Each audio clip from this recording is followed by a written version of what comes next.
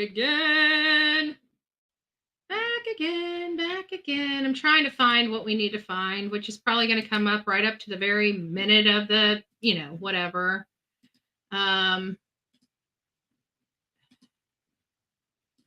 Let's see. If this one has any results. 5 months ago. Everything's like 5 months ago. Does anybody have a good stream link for Gilgo? I'm still looking for actual news organizations that are going to be running it so I can get there. Hello, guys. It's nice to see you guys. This is the second stream. I don't know how big it's going to get because I usually don't notify people back to back. That's why I try to grab everybody while we were in that stream. So for those that are just joining us that may not have a clue what Gilgo Beach is or anything like that, the Gilgo Beach murders is Rex Heuermann. This is something that happened back in 2010. A woman by the name of Shannon Gilbert disappeared. She was at a client's house. She was an escort, and Michael Pack was her driver. He is an Asian male. That was her driver that drove her there. There were some things that went on at that location where she flipped out. And it's apparent that she wasn't on drugs or intoxicants at the time, even though she liked to engage in those things. Long story short, she disappeared near Gilgo Beach. Nobody had heard from her or seen from her. And so during one of the trainings to look for her, the canine went out there just to do a little training session. And of course, everything is history from there. The dog hit on a body.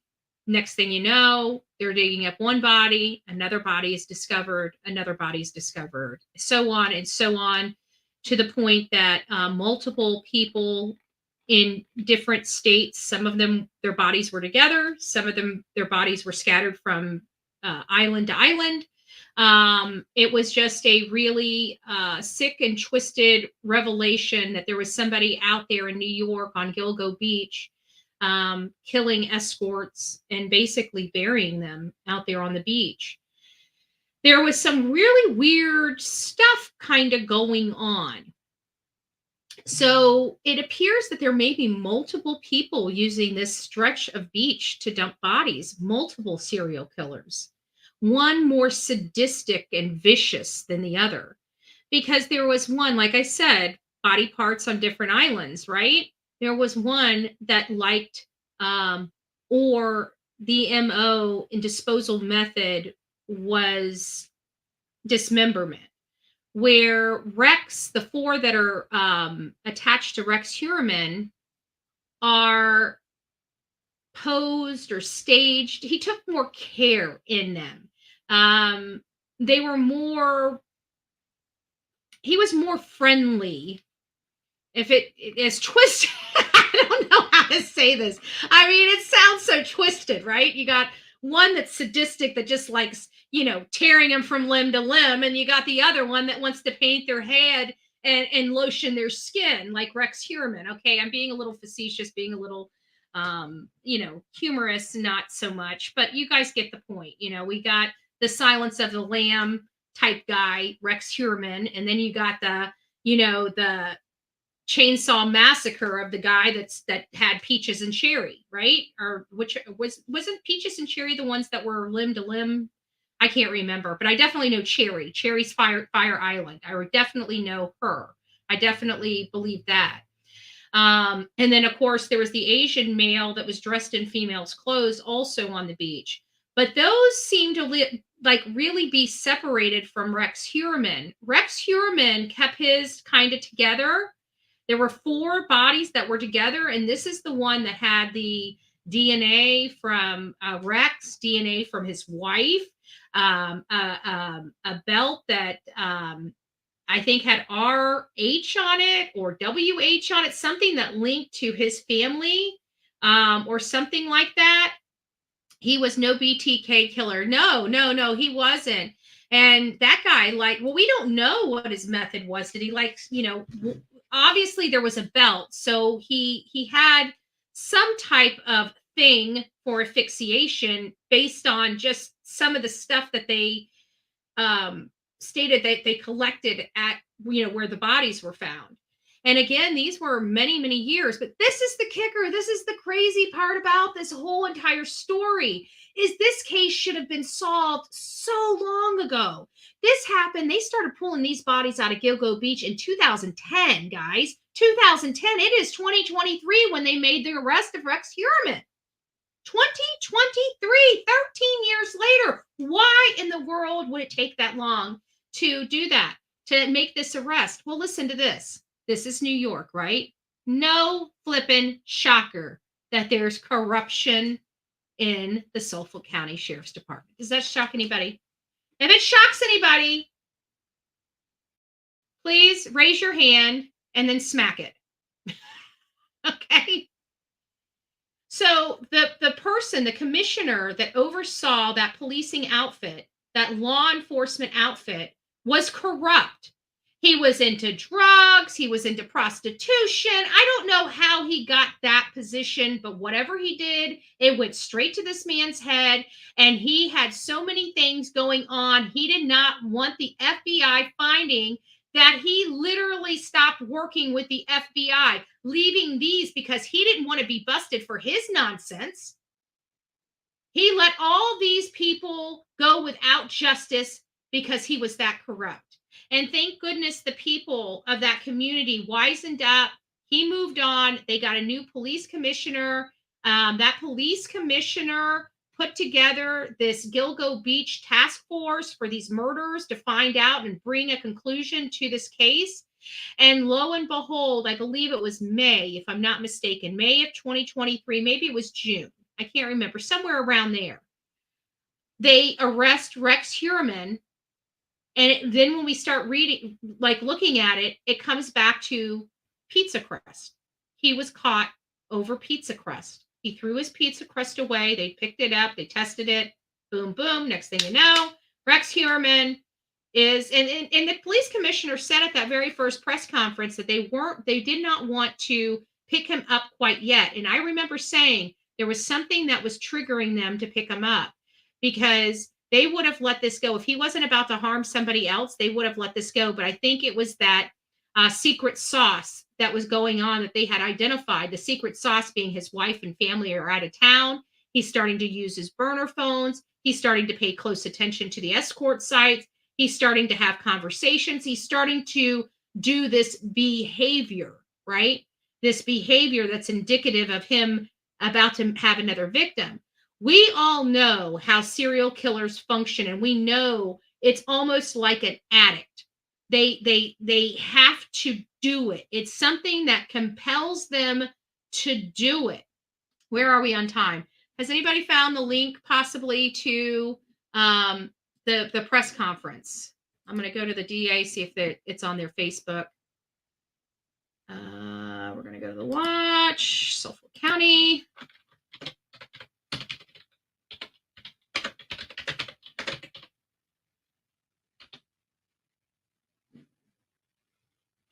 I don't see anything recently at all. So let me read the is anybody, I need to find that the link to the press conference. I don't know who's going to be going live with the press conference, if anybody knows. DA, there he is.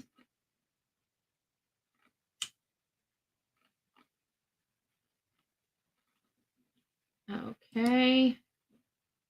It just says live press conference, Suffolk County District Attorney Raymond A. Tierney, Suffolk County Sheriff Errol Tolan Jr., Acting Suffolk County Police Commissioner Robert Waring, as well as additional representatives of Gilgo Beach Homicide Investigation Task Force will hold a press conference following a court proceeding in Riverhead, New York, in people of the state of New York versus Rex Heuermann to update the announcement of significant developments in the investigation. So it sounds like he had a court hearing this morning, and that court hearing doesn't seem like it was broadcasted.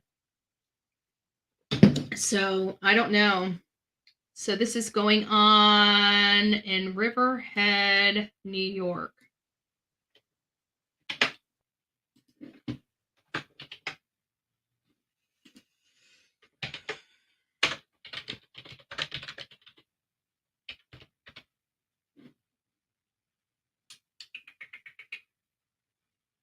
"14 hours ago."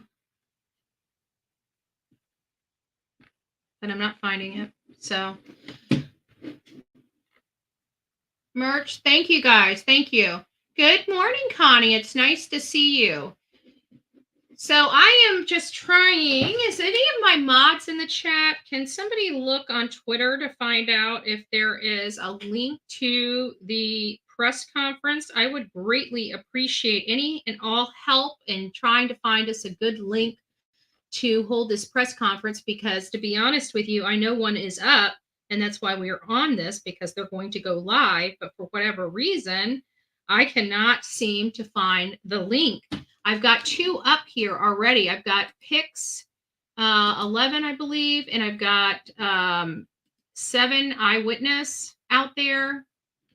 But so far, okay, I got you. Thank you. So far, I haven't seen anything, and ABC 7 is only going live about weather right now, and their traffic cameras are not really doing a whole lot on setting up, and we're 30 minutes out, so we should have some links that are going to be live, and I think it's on Twitter. So let me go to Pix Twitter. And I know that good morning, Snow. It's nice to see you. Good morning, Sonia. It's nice to see you, Vape King. And I believe Kate, good morning, is going live for the press conference. Thank God. Okay, thank you. That's what I needed to know. Because News Nation's always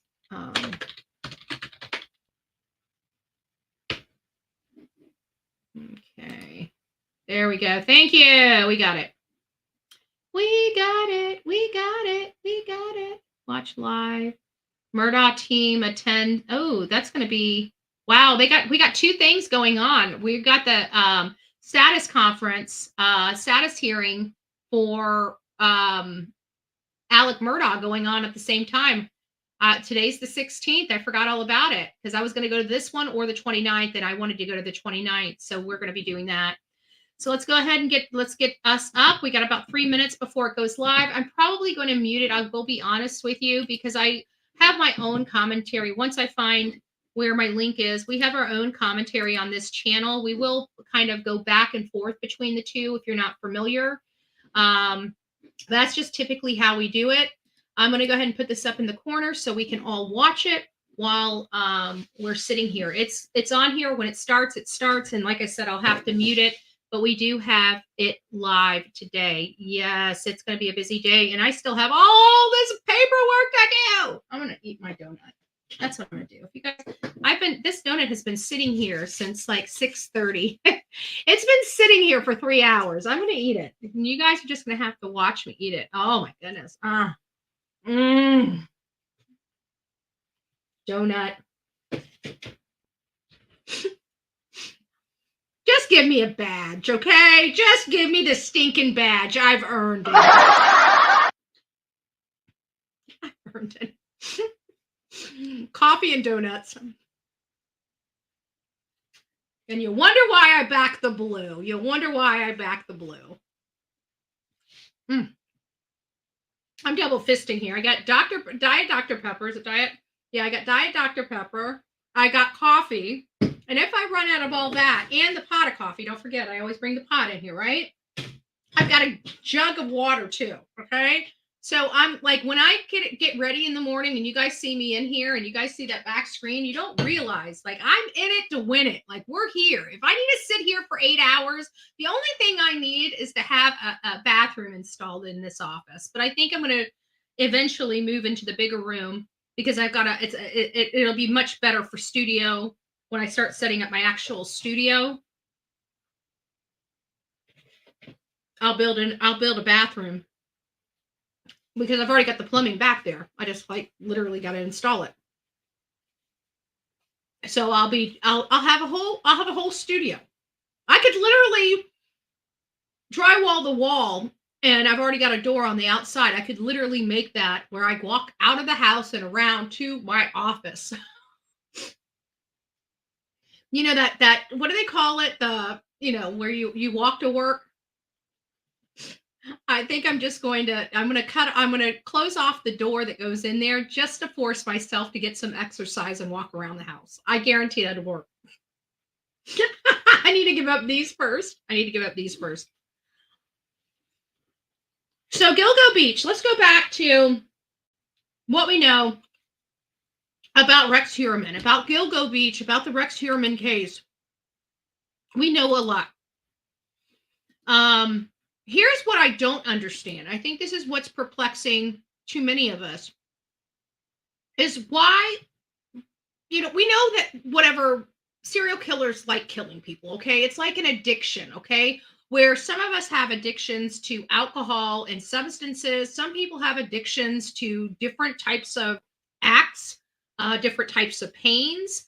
And some like doing this to people. I don't understand it, but they always seem to gravitate toward people that won't be known as missing or classified as missing very quickly. Either way, I keep wondering, and I think everybody wonders, even with Brian Koberger, how many more are there? We know that their mentality is they don't just go dormant, even though BTK did. From my understanding, BTK went completely dormant. He stopped killing people. And then this one news article a few years later saying, hey, I wonder what happened to this guy. We wonder if he went to prison or whatever.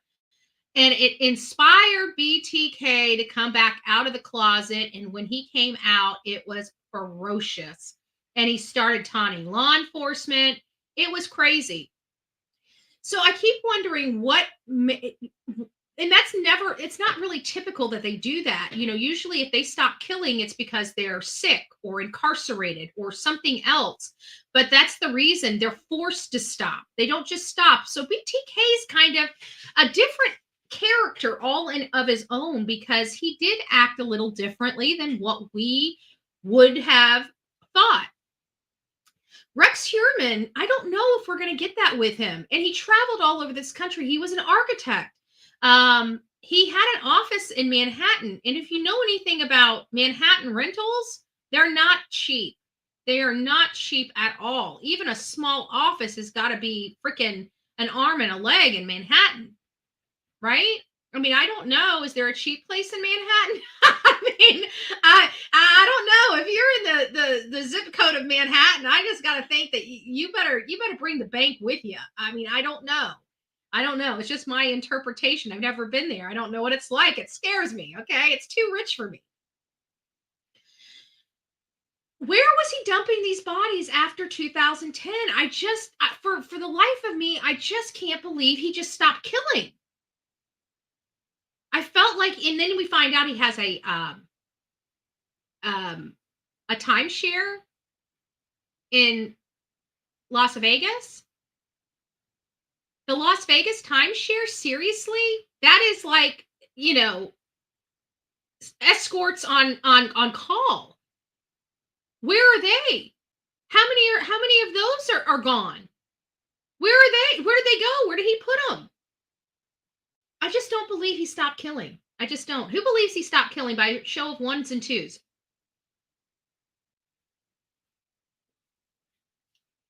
Was he on? I don't know. This guy doesn't seem like he liked young. He just liked petite. I don't think he was in young. He was into a petite woman for whatever reason. I wonder if it made him feel like, I don't know, like Beauty and the I don't know. It just gives me the EBGBs to even think about it. It really does. It's just disgusting. I don't understand.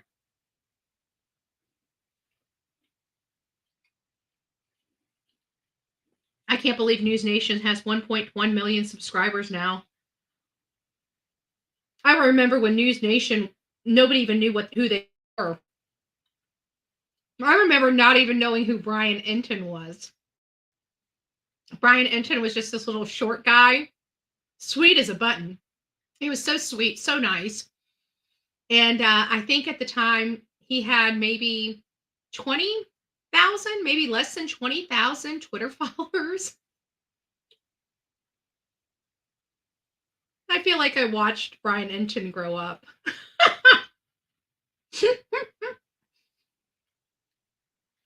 I don't know,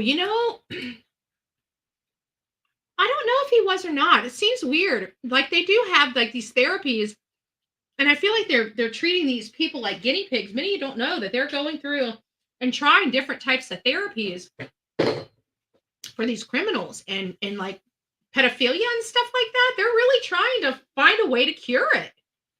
And it's like for me, it's like if you can find a way to cure opioids or H, once you get there, I feel like everything else is going to fall in place because it's got to be some type of chemical thing. And this is the bad thing. It's like how much of this stuff really is. I know I'm going to go on to kind of like a tirade while we wait for this live to come on, but the brain is such. I just want to get into more of an expanded conversation. Like the brain is this thing that there's no way anybody on this earth as we sit can comprehend what the brain's function can fully do. Because we have learned a long time ago, we're only using a very small portion of our overall brain for the life that we're living. That our brains are capable or so much more, and we have not even unlocked the true true ability of what our brains can do. And this is what I've heard from doctors and stuff. I mean, call me crazy. Thank you, Pebbles. Call me crazy, but my understanding is we do not use 100% of our brain. We use like 10-12% of our entire brain for our daily functions. That's what I heard. That's what I learned when I was in school. Maybe some of those details are a little skewed because, again, when I was in school, right, a little kid, and I'm not a little kid anymore. But if we can't understand what our brain can truly do, is it possible that we don't understand what our brain can truly do? Can our brain, it controls our breathing, it controls our speech, it controls our heartbeat. Like our brain controls our entire body, whether we realize it or not. And guess what? When we have brain damage, whether we want to use our arm or not, it may not work because we had damaged our brain, and our brain, the computer system that runs this, is malfunctioning. When it comes to these serial killers, if it is your brain forcing you to do something or not allow, I mean, I don't know how far we want to go down this talking point of mental illness, or, could this really be something that could eventually be cured? Because it is my understanding it's a compulsion. It is my understanding that sometimes these people don't even want to do this, but their body is forcing them to. Their mind is forcing them to. I don't know. I'm not a serial killer. I don't know how it works. I'm just saying. Don't kill the messenger. We're having a topic of conversation. That's it. All right. So they moved it. We're on News Nation, but they still haven't went live just yet. So let me see if there's another. They may not be ready, some of these things, but I like having somebody at least have the camera on, right? Do we have another link possibly? Let me just go to YouTube. I'll just go down my main channels and see who's plugged up. It's always somebody.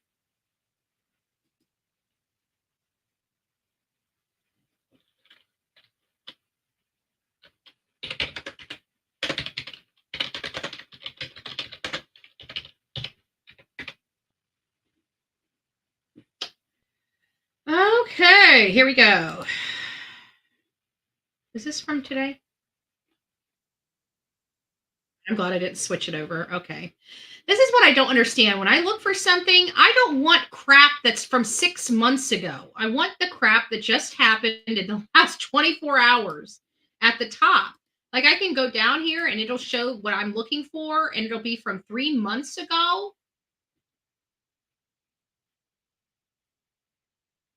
Yeah, it'll be from 3 months ago, and then, you go down a little bit more, and it'll be so they're not even gonna be there. Okay, guys, so this is what we're gonna do. I'm gonna listen to some music. I'm gonna take a little small break because we've already been online for almost 2.5 hours. I just need to take a break. So I'm gonna play some background music. I'm gonna put my my thing back up.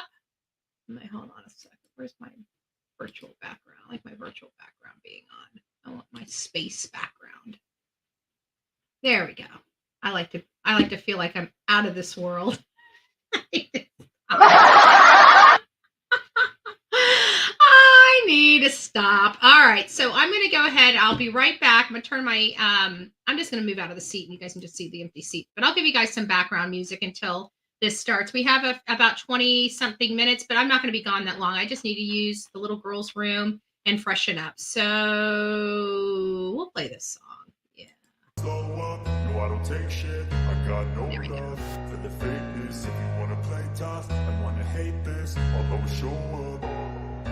I don't ever slow up. No, I don't take shit. I got no love for the fakeness. If you wanna play tough and wanna hate this, I'll always show up and make a statement. I don't ever slow up. No, I don't take shit. I got no love for the fakeness. If you wanna play tough and wanna hate this, I'll always show up and make a statement. Everything I do so instinctive and so passionate. Every word I move so descriptive like an adjective. I got a vendetta against people who patented being negative when you should be getting after it.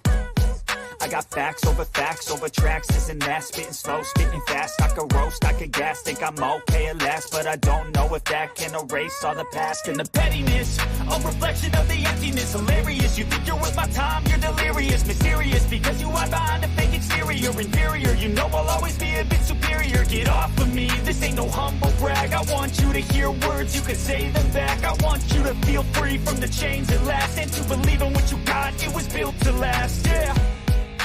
Now that I've been put through hell, I never got anyone's help, I had to do it all myself. I don't ever slow up, no I don't take shit, I got no love for the fakeness. If you wanna play tough and wanna hate this, I'll always show up and make a statement. I don't ever slow up, no I don't take shit, I got no love for the fakeness. If you wanna play tough and wanna hate this, I'll always show up and make a statement. Gonna learn the consequence of being incompetent. Mental health. Alrighty. So we're back. Sorry about that. I needed to get some stuff to snack on. I got some updated drinks. For all you guys out there doing the same thing, go get yourself something to eat or drink. And this is starting at 9:30, but it's not. I think they'll get there whenever they get there. So I'm just going to keep moving through and seeing if I can find some other people that are doing it, because we have...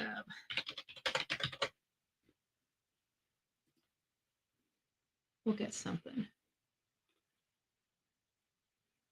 Alex in court. I wonder if we should go over to Alex, but I don't want to miss, because every time we do a press conference on here, I end up getting sidetracked and going and doing something from somebody else, going and we forget it, and then we're behind the 8 ball. We end up watching the press conference after it's over. We're not doing that today.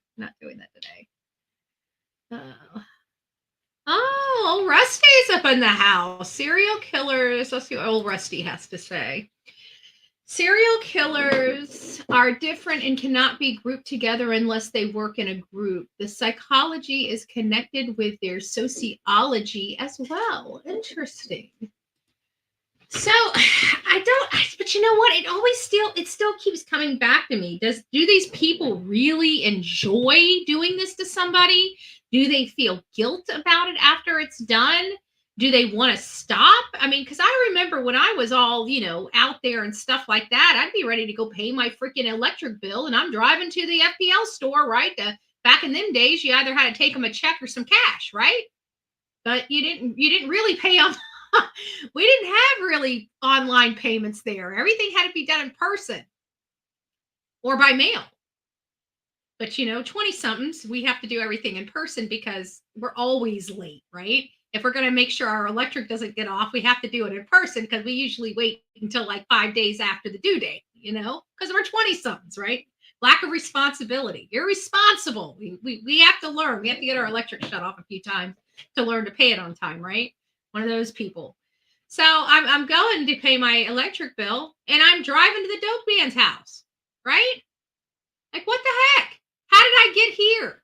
So I keep wondering if it's something like that, if is it something like that where they're not wanting to do it, but then all of a sudden it just keeps eating at them.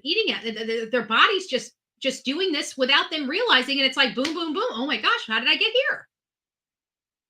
Sometimes there were situations like that that happened to me in my 20s. I mean, I'm glad I'm who I am today. I'm glad I've relieved myself of all that nonsense, but good Lord, I still remember it, you know?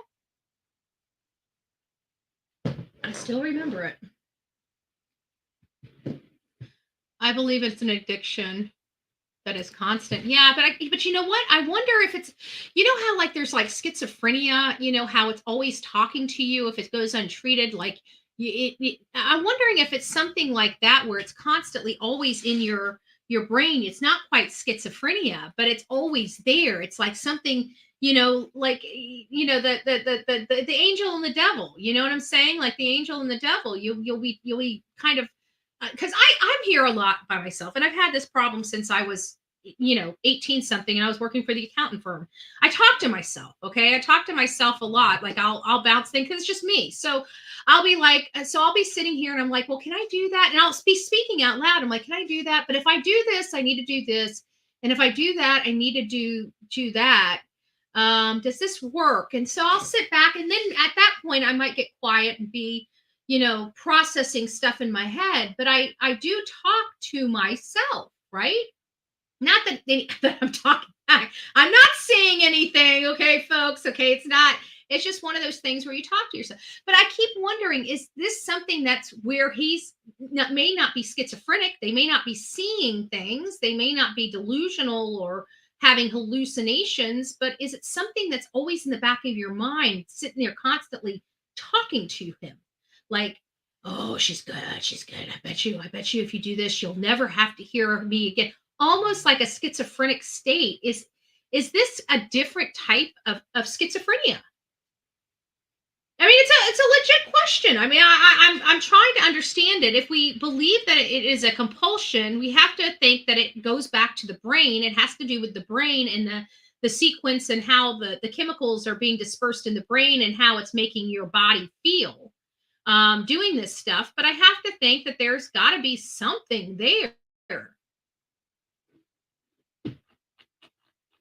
I would think. I don't know what's going on with this press conference. They still haven't turned on the first camera yet. I don't know if you. Oh my gosh, this is my weakness. Gummies. I'm a gummy person. I don't know what it is about gummies. I'm a gummy person. I'll eat gummies until I'm ready to throw up. I don't know what it is. I will literally get myself sick to the stomach eating gummy bears, gummy anything, gummy worms, gummy lifesavers, gummy. I was watching Ted Bundy serial killer on Netflix. His killings of the college kid he did was comparable to BK.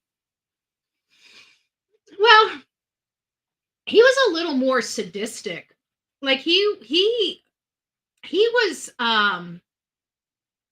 which one was it? Is it Ted Bundy? What is the other one? Why am I thinking of? No, I'm thinking of Jeffrey Dahmer. I was going to say he's really sadistic. The Jeffrey Dahmer was the one. He's the one that was drilling holes. I don't know. The Ted Bundy. I went to his youngest victim. I got to go find that footage. Holy crap! I forgot about that. I never produced that. I went to the middle school because Ted Bundy had escaped from court. He went to court. He had already escaped once before, if I'm not mistaken, and they had caught him. And he went to court, and somehow or another, he managed to break out a window and flee court.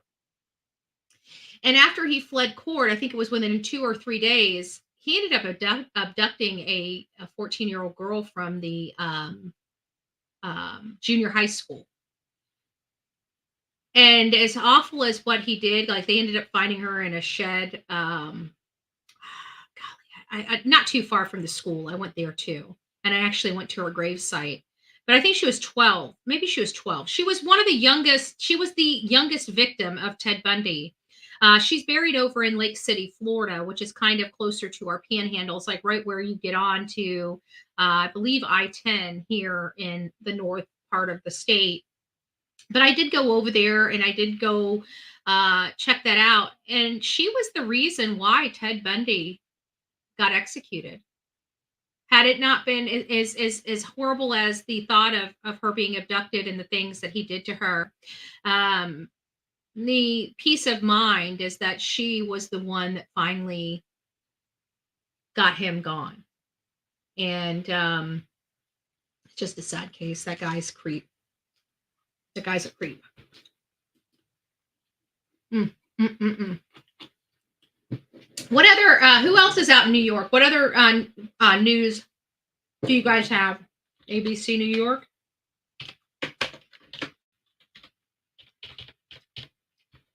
I have to think ABC New York would be running with this in their own backyard, but I don't know. I think News Nation's going to take this one. I figured Law and Crime would be there too. Everybody's got the feed. They've released the feed for Alex Murdaugh, so the feed's out there. And his stuff's going on right now, and I actually want to go over to it, but we're only about 10 minutes away from the start of the, what about Court TV? I already looked at Court TV. Court TV right now has Alex Murdaugh on it. You got News Nation. I even looked at Law and Order. No, I think I looked at Law and Crime first. Let me look at Court TV. You're right.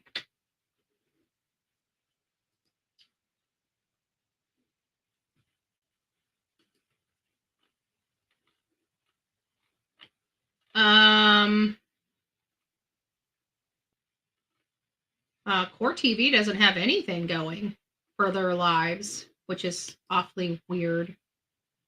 I thought they did more lives. They haven't done a live in over a month on Court TV. So we'll just wait for News Nation. News Nation's got to be getting ready to go live. But let me see if I can find some Gilgo stuff because I don't want to be stuck on this. We'll go to Gilgo. Actually, you know what we'll do? We'll go to Murdaugh. We'll go to Murdaugh and come back to this one. I'll keep this one up on a separate screen. And at least we'll watch something while we're waiting for something else to come up.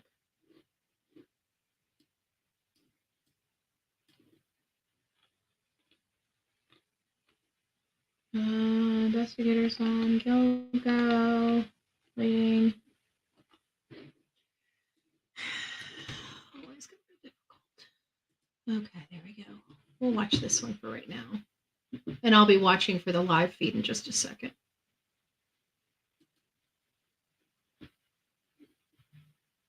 But there's no sound right now. But at least we got something to watch while I do some behind the scenes stuff.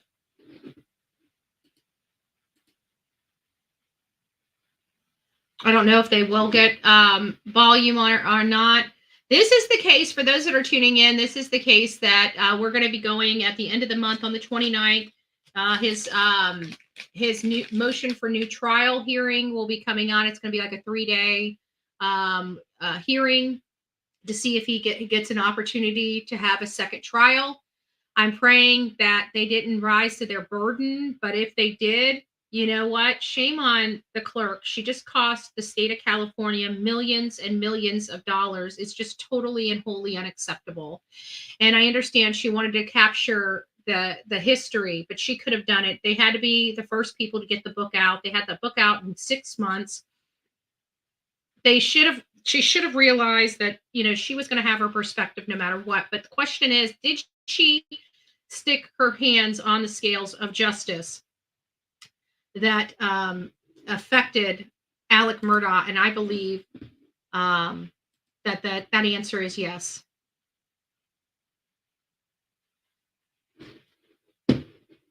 We still have no sound whatsoever for Alex Murdaugh, so I'm taking it.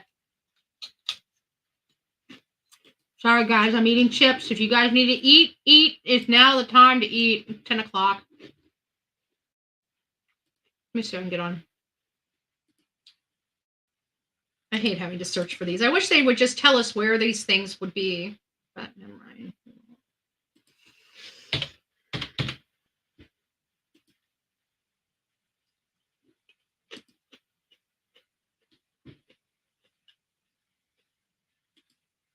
Yeah, there's just no sound. Let's see if we can go back and listen to what they had to say.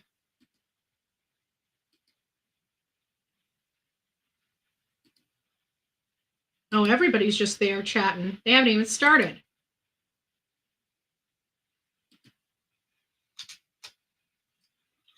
For the first time, he looks upset. It's a happy day for me. Happy day for me.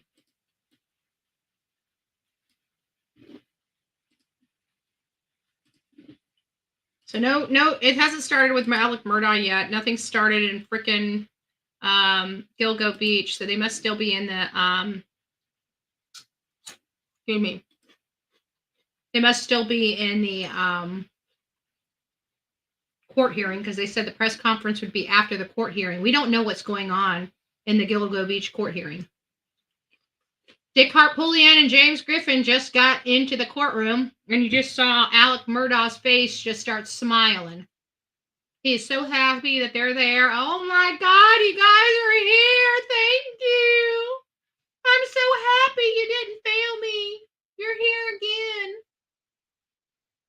You're here again. Don't forget, Dick Harpootlian is running for office. Our very own Dick Harpootlian is running for office. And I think it's a U.S. Congressman or Congress position, some type. I don't know if it's in the House or Senate, but he's running for office. I actually, I shouldn't say I actually think he would be a great politician. He already is a politician because he's an attorney, right? I mean, I'm serious. I worked for attorneys. I don't necessarily like them too much, right? I don't like what they have, but what they can do. This man sickens me to the core. He does sicken me to the core too. Don't worry, I am watching for the Gilgo live. For those that are just tuning in and wondering why Alex Murdaugh is on your screen and not the press conference for the Gilgo Beach press conference, it is because the press conference hasn't started. Obviously, Alex Murdaugh has started. I didn't want people staring at a blank screen or having to stare at me for another hour while we wait for the press conference to be underway. So what we're going to do is we're just going to tune into Alex Murdaugh, see what's going there for our entertainment purposes. And then as soon as the press conference goes live, we will move over to the press conference to learn about the Gilgo Beach and Rex Heuermann and his fate.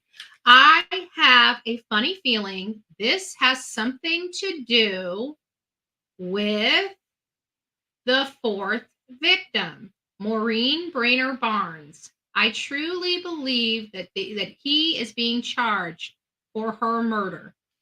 I think they've indicted him. That might be what they're talking about with the court. It might be grand jury. I don't know. But while we watch this, we'll listen to some music in the background. You say I make you nervous. A tragedy, I'm a beautiful disaster. A reckoning, you wonder how I got this way. I guess chewing, I'll turn the music off. Someone to clean up and tame. Oh, some things never change, never change. Oh. You think I would look pretty on your arm once you cover up my bruises and battle scars, but it always ends the same. Can't bear the things I've had to face. Got you crying on your knees in pain. Oh, some things never change, never change.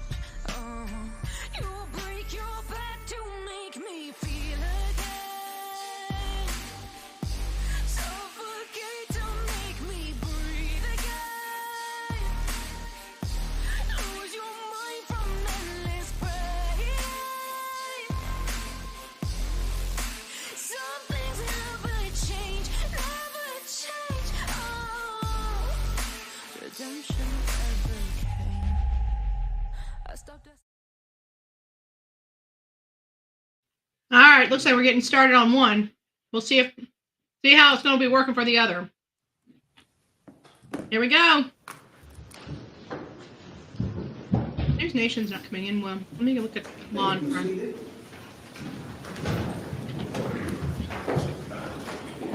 At least we'll get the beginning part of Alex Murdaugh, guys.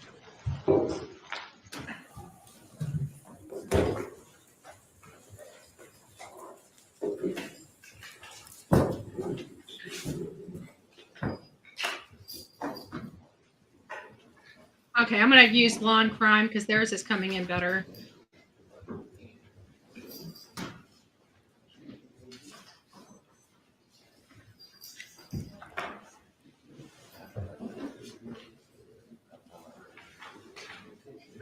I'm sorry.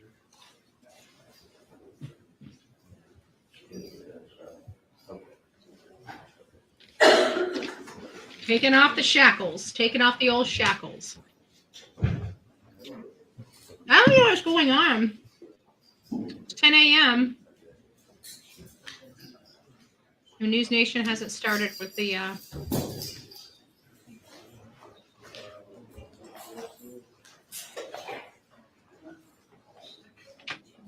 Kelly, allow me to use both of his hands, please.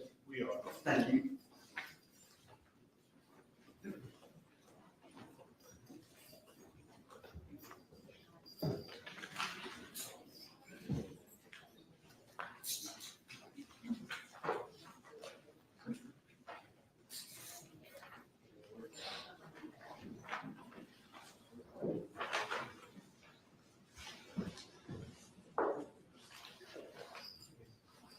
Alex Murdaugh getting his shackles taken off.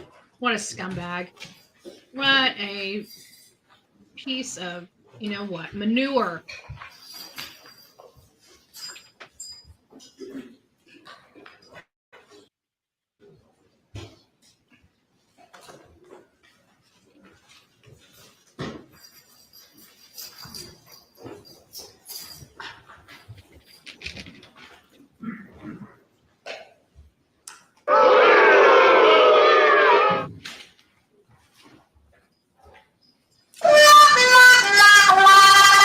This is a pre-hearing procedure in the matter of state against Richard Alexander Murdaugh.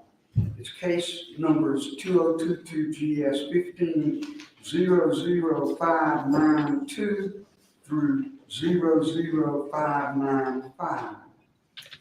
Defendant Murdaugh was indicted for the murder of his wife, Margaret Branstetter Murdaugh, and his son, Paul Bennett Murdaugh, and related weapons charges.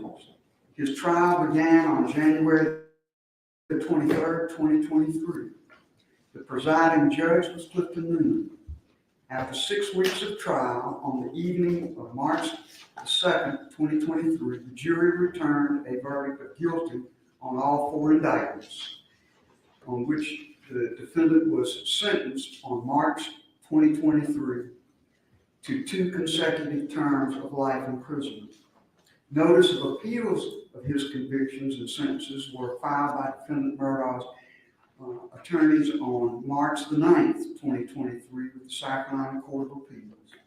The transcript in this very lengthy trial took several months to produce, even in draft form. Before the attorneys received the final transcript, on September the 5th, 2023, defendant filed with the Court of Appeals a motion to suspend his appeal and for leave to file a motion for a new trial with accompanying affidavits and transcript experts. After further defense and state filings on October the 17th, 2023, We're just taking a detour while we wait for Gilgo. Motion to suspend the appeal and to remand this case to the circuit court to allow defendant Murdaugh to file a motion for a new trial. On October the 17th, 2023, defendant Murdaugh received the final trial transcript and very shortly thereafter filed a motion for new trial Tara. in the Colleton County Clerk of Court's office. Subsequently, Judge Clifton Newman recused himself from further proceedings in this matter. On December the 16th, 2023,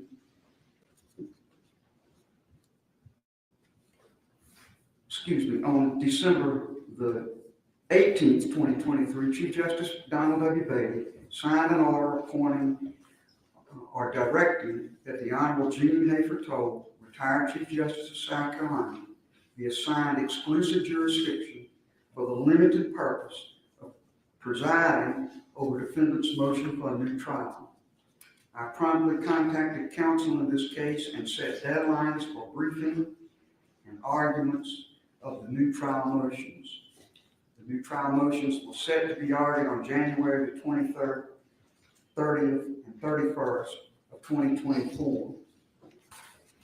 And after several rounds of pretrial briefs having been submitted to me, I also set today's date for a procedural pre-hearing.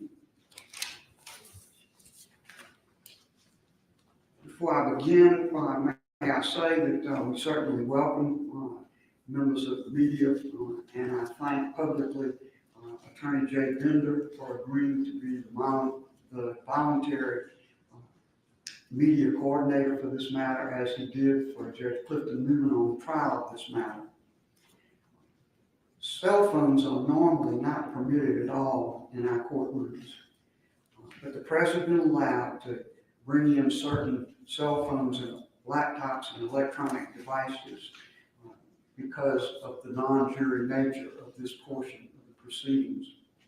But if any device rings or sounds to receive a call or to receive an email or a message, that device will be confiscated and the owner will be asked to leave the courtroom.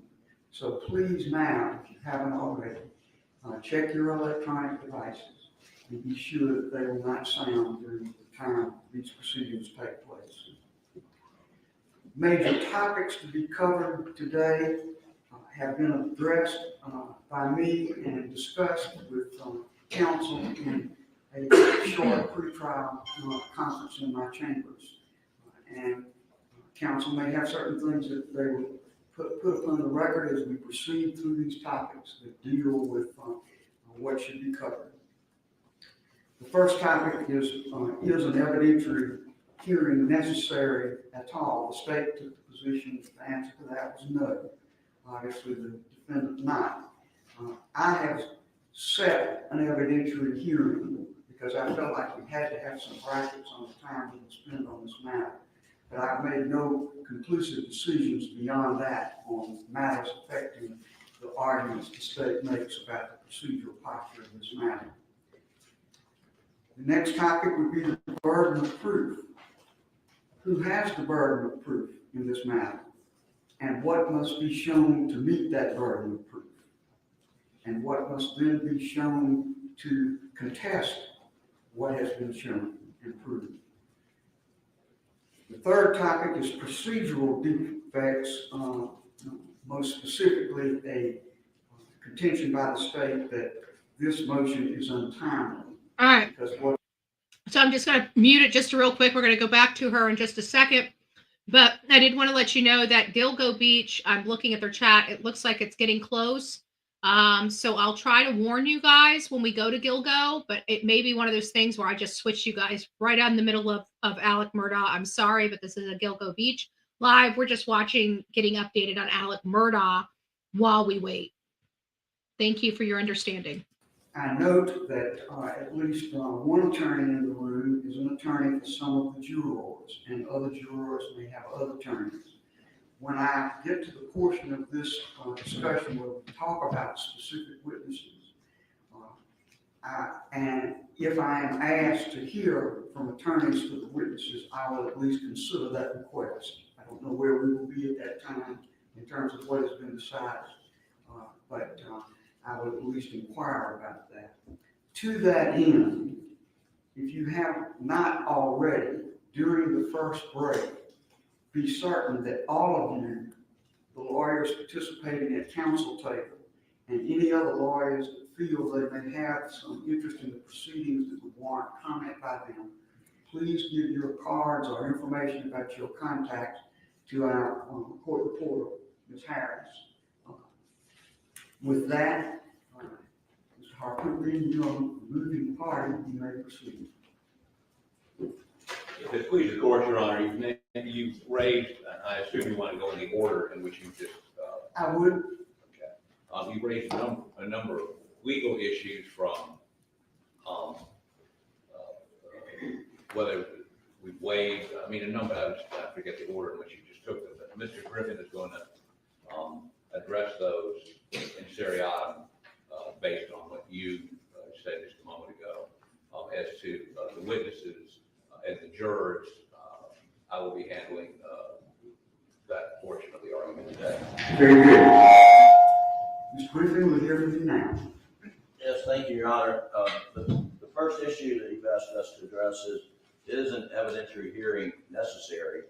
And the answer to that question is very straightforward, is yes, under established case law in the Supreme Court, the Fourth Circuit, and the South Carolina Supreme Court under Reamer.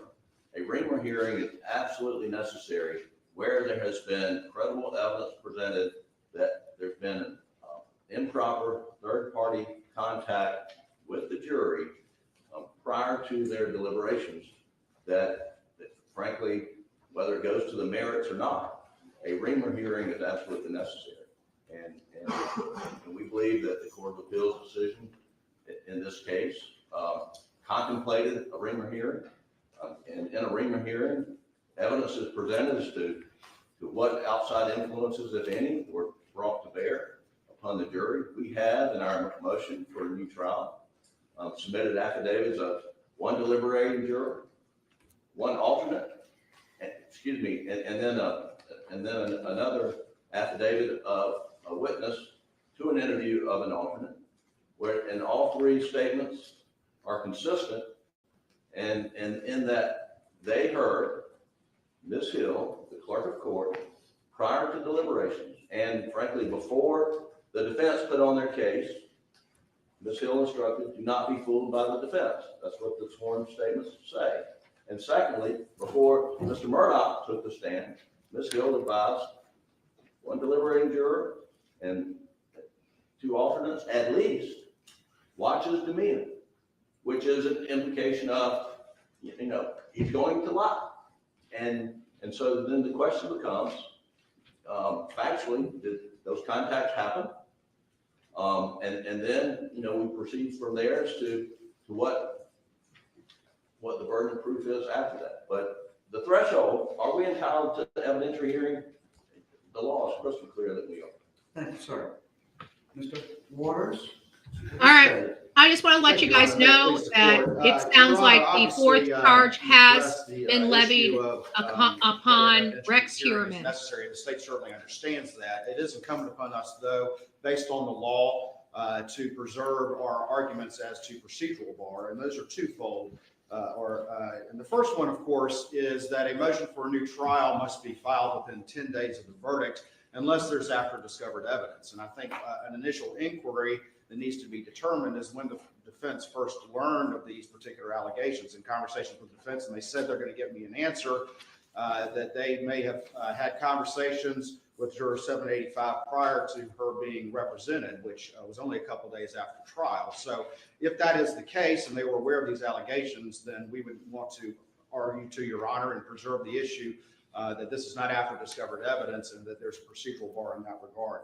Secondly, we made the argument that the affidavits on their face, the only deliberating juror indicated, that's 630, in that affidavit only said that she voted guilty. She had questions, but voted guilty because she felt pressured by other jurors. And of course, the law is crystal clear in multiple cases that sort of internal debate, it's actually in Rule 606B, that's not any sort of misconduct or anything that is a appropriate venue or mechanism in order to attack the verdict. So for that reason, we've argued that their showing in their motion for a new trial is insufficient based on the case law for an evidentiary hearing, because there is on its face no sufficient allegation of prejudice. That being said, of course, we fully understand and expect the evidentiary hearing to go forward, and we'll be happy to address burden of proof after the defense makes their arguments. Very good. All right. With respect to, Mr. Griffin, anything in reply?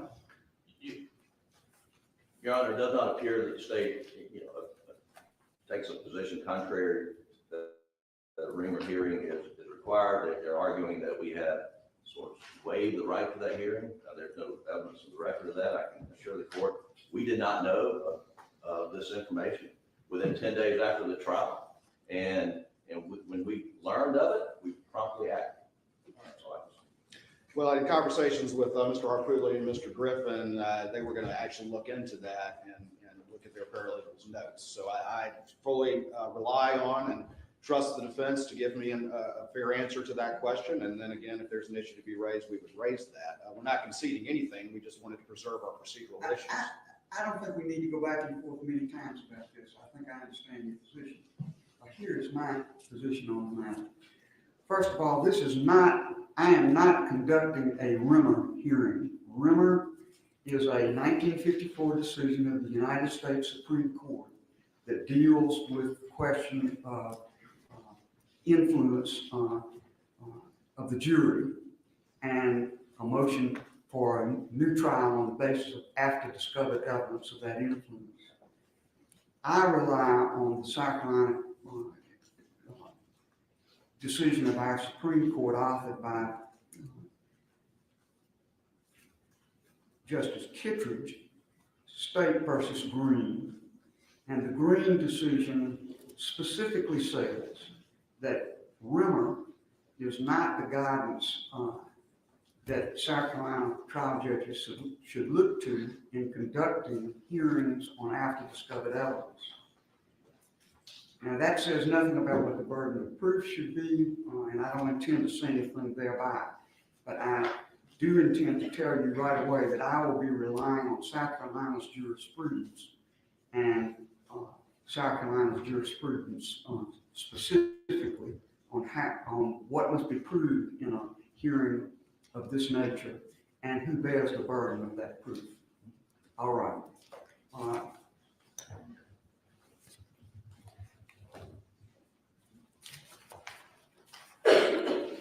For those that are just joining in, we're just taking a segue to Alex Murdaugh Mr. Griffin. while we wait for the Gilgo press conference to begin. As we cited in our papers, we believe that the controlling case in this instance, based on the scope of conduct as alleged, and that is conduct of a court official. That's so sweet, Miss Margaret. Having communication with the jury about the substance or the merits of the case, that the standard to be applied is not green, because green, Judge Kittredge says that the contact by the bailiff was about a procedural issue, not about the merits of the case. Here we're dealing specifically with the merits of the case, and the Court of Appeals decision in State v. Cameron, we believe, is the controlling standard.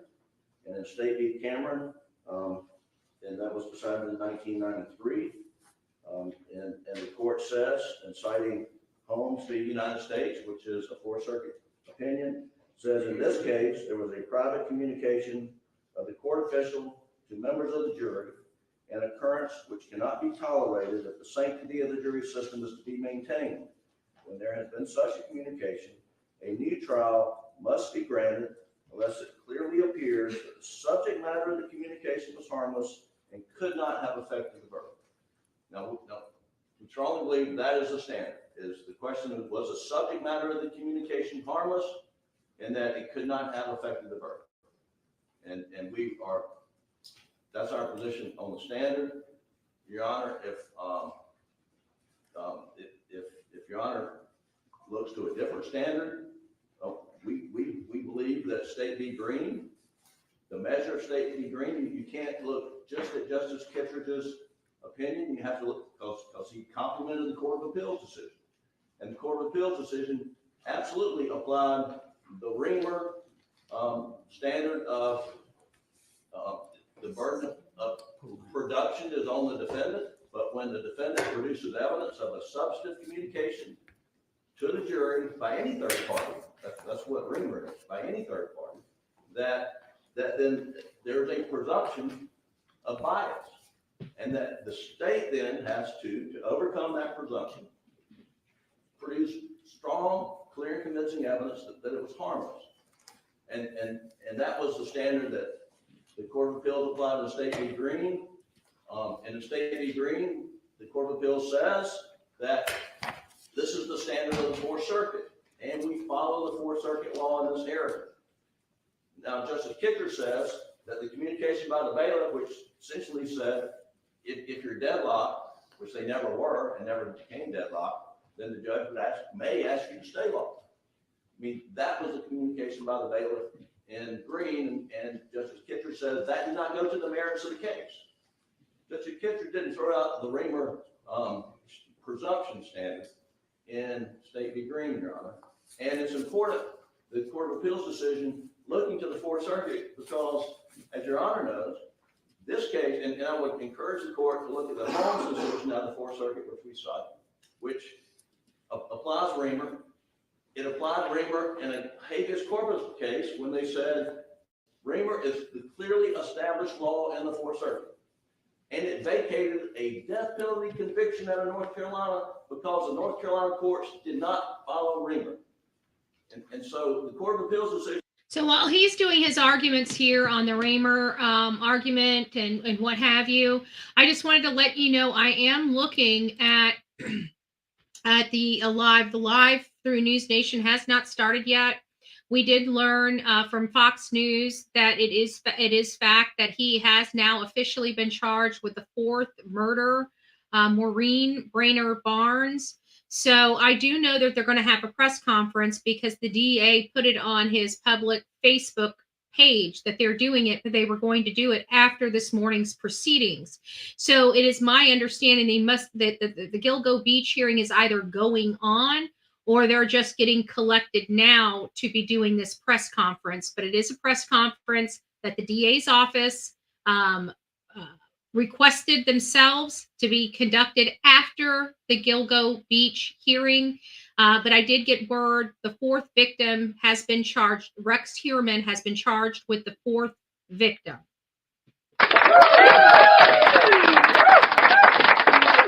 Our courts have been reluctant. Rule 606 says this as well, to delve into that unless there are concerns of fundamental fairness like racism and things like that. And then there's external allegations of external influence and that sort of thing. And that's what we're dealing with here today. And to quote State v. Grovenstein, which is a 1999 case of the State Supreme Court, it cites Aldred and Kelly and says, "We have consistently held the defendant must prove prejudice in these sorts of claims." And if we walk through all of the case law, our court has been very careful, and as much said so in Aldred, which was an internal case, to sync the analysis and the standards between those two, and have consistently held that the defendant has to show prejudice. It's their burden to do so. In Blake in 1992, the court held don't presume prejudice, and the test, of course, was whether or not the verdict was solely the product of honest deliberation or whether it was the product of outside influence. We go over to State v. Kelly. Of course, Your Honor concurred with Chief Justice Finney's dissent in that case, but in that case, there was a pamphlet in the grand jury room. Clearly, an external influence was alleged there. And ultimately, in that case, the court held that the defendant failed to show prejudice from that particular external influence. In State v. Grovenstein, in this instance, it was clearly external. There was an alternate who was present in the jury room. Hey, speculation. Just Debbie, nice to see you. Clearly an external influence, far more than is even alleged in this case. That juror was removed, curative instruction was given, but ultimately the court was very clear that we have consistently held the defendant must prove prejudice, again, the burden being on the defendant. In Bryant, this was a capital case, one that argued way back when. And in that instance, there was a police investigation, background investigation into death qualified jurors in a capital case. Clearly external. The trial court conducted an inquiry with questions submitted by the parties as well, and ultimately noted that it was the defendant's burden to prove actual bias on the part of the jury. In State versus Pittman, another case that I argued before, Your Honor, in that particular case, there was a juror who had a conversation with his wife and with the bartender And ultimately, again, the court held that the defendant failed to meet the burden of prejudice because the wife's comment was the defendant was not guilty. Hey, Jessica. And the Nice to comments see of the you. bartender took place after deliberations had begun. And then, of course, in Green in 2020, Your Honor just commented on that, and the court clearly held that the Rimmer presumption of prejudice doesn't apply here. And then, of course, went on to note that the defendant bears the burden of proving prejudice. And Cameron is a case that they rely on a lot. And I would say this about Cameron, that Cameron, of course, goes on to say that the mere fact of any official communication does not necessarily mean that the jury was prejudiced, and went on again to do a prejudice analysis and a harmless error analysis. And we're going to talk about this because we've talked about this many times in the In past. this particular case, there were jurors who supposedly knew the defendant and knew some external information about whether or not he had had previous difficulties with his wife and that sort of thing. Clearly external information. And again, the court held that the defendant failed to show prejudice. So the case law in South Carolina, both from our state Supreme Court as well as our state court of appeals, it's clear, it's in sync, it's uniform, that it's the defendant's burden to show prejudice. And that's, of course, only after there's a determination that any sort of extraneous influence occurred. And that would be the state's position, that it is the defendant's burden. And again, we can address at the appropriate time what the state's position. It might be the system. I can try to see what I can do, Sir, volume-wise. You reply? Yes, Your Honor, there is a It's all the way up. tremendous difference in the You might have to law turn your volumes up. as to how the court analyzes juror misconduct, as in Kelly, where the juror, Because it's screaming in my ears. her pastor, gets a pamphlet, brings it. I've got all the, just to let you know, True Crime Knitter, I've got all the volumes completely up as loud as they can be. Had gotten a pamphlet. Voir dire to every juror to ask what effect that had and if they could put that out of their mind and then deliver it. So that happened during the middle of the trial, but it was juror misconduct. All the other cases that he cited and the state relies upon are juror misconduct cases. Not unauthorized third-party communication that goes to the heart of the Sixth Amendment. Good morning, Right. True. Nice to see you, though. Confront his accuser, to cross-examine witnesses who present evidence. When a third party makes an improper contact with the deliberating jury before they deliberate, that falls at the heart of the Sixth Amendment, which is a different animal altogether than where a juror engages in misconduct. And that's where you get to Cameron. That's where you get to Green, which Green says it was a procedural communication, not a marriage communication. And Your Honor, in Bryant, well, I would note, Your Honor, dissented in Kelly, but in Bryant, I mean, no jurors were interviewed, as best we could tell by the record. But in Bryant, it was a death penalty case.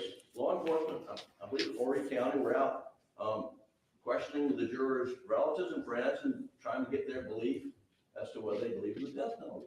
Apparently, some of that kind of leaked back to one juror, or maybe, but there was no record saying the jurors were prejudiced by that. But the court said that behavior cannot stand, and we find prejudice based on the conduct, not on the juror's testimony. And they didn't use the word presumption, but they found prejudice. And I don't want to get caught up in this issue of do we have to establish prejudice? I think prejudice is established, but the question has to be established. But the question is it presumed under the circumstances? And if it's presumed under the circumstances, what does the state have to rebut it? And so This is why I like hearing it's a touchstone. legal arguments. Is evidentiary presumption here, where there's a third-party communication that goes to the merits of the case. The law is crystal clear that there is a presumption of prejudice, and the state has the burden of proving it's harmless beyond a doubt. Thank you, sir. Thank you. I love hearing legal arguments. You see how they flip that? You know, I'm not gonna go back and forth a million times, but if you want to have a short comment and additional part. Very short, Your Honor. He said that these were not external influence cases, and every one of them that I listed was, Your Honor. Blake was a bailiff. Kelly was a pamphlet. Again, it was an external piece of information coming in. Grovenstein, it was an alternate. Again, that's an external influence. Bryant was a police investigation. Pittman was a bartender and a wife's comment. Green was a bailiff. And Covington was, evidence that was not admitted at trial that the jurors were aware of. So clearly, all of those were external influence cases. All right.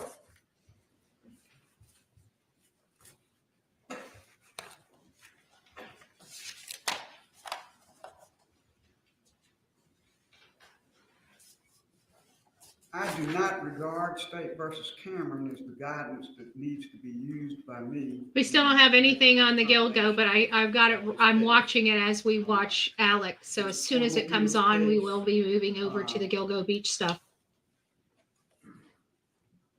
Since that case in 1993, there have been several cases, including Green, Oliver, and others, that very specifically talk about this issue of what the burden is when a motion for a new trial on the basis of after discovered evidence that involves tampering or alleged tampering with the jury. All those cases say that prejudice must be proved, not presumed. And it may very well be that that is what's going to be shown. But for purposes of what the defendant must show as the case goes forward to an evidentiary hearing, the presumption simply by the contact, which we don't have any sworn evidence about except in the area of one juror at this time. A presumption is not the way to examine this issue, but rather specific evidence about what was said, when it was said, and how it was perceived by the juror is what I believe is required by State versus Green and other cases. And therefore, that is the approach I will take. All right, the next area of inquiry is the procedural argument of the state that this matter was untimely made. Mr. Waters? Yes, ma'am, Your Honor. And again, we have raised the issue, as I talked about earlier, that we believe that there is at least an inquiry as to a procedural bar, that if the defendant was aware of these allegations during the 10 days, then it is not after discovered evidence and the motion is untimely. And additionally, we also, as I previously expressed, have raised the issue that the affidavits on their face are insufficient to put in play an evidentiary hearing, and there are multiple cases. I'm sorry, Miss Ann. I'm right here. I'm watching the hearing. I'm not really paying attention to chat. That's why I have not answered you, but I'm right here. And as soon as this is over and we're done with our press conference, I'll have time to chat. Okay, hon? Thanks.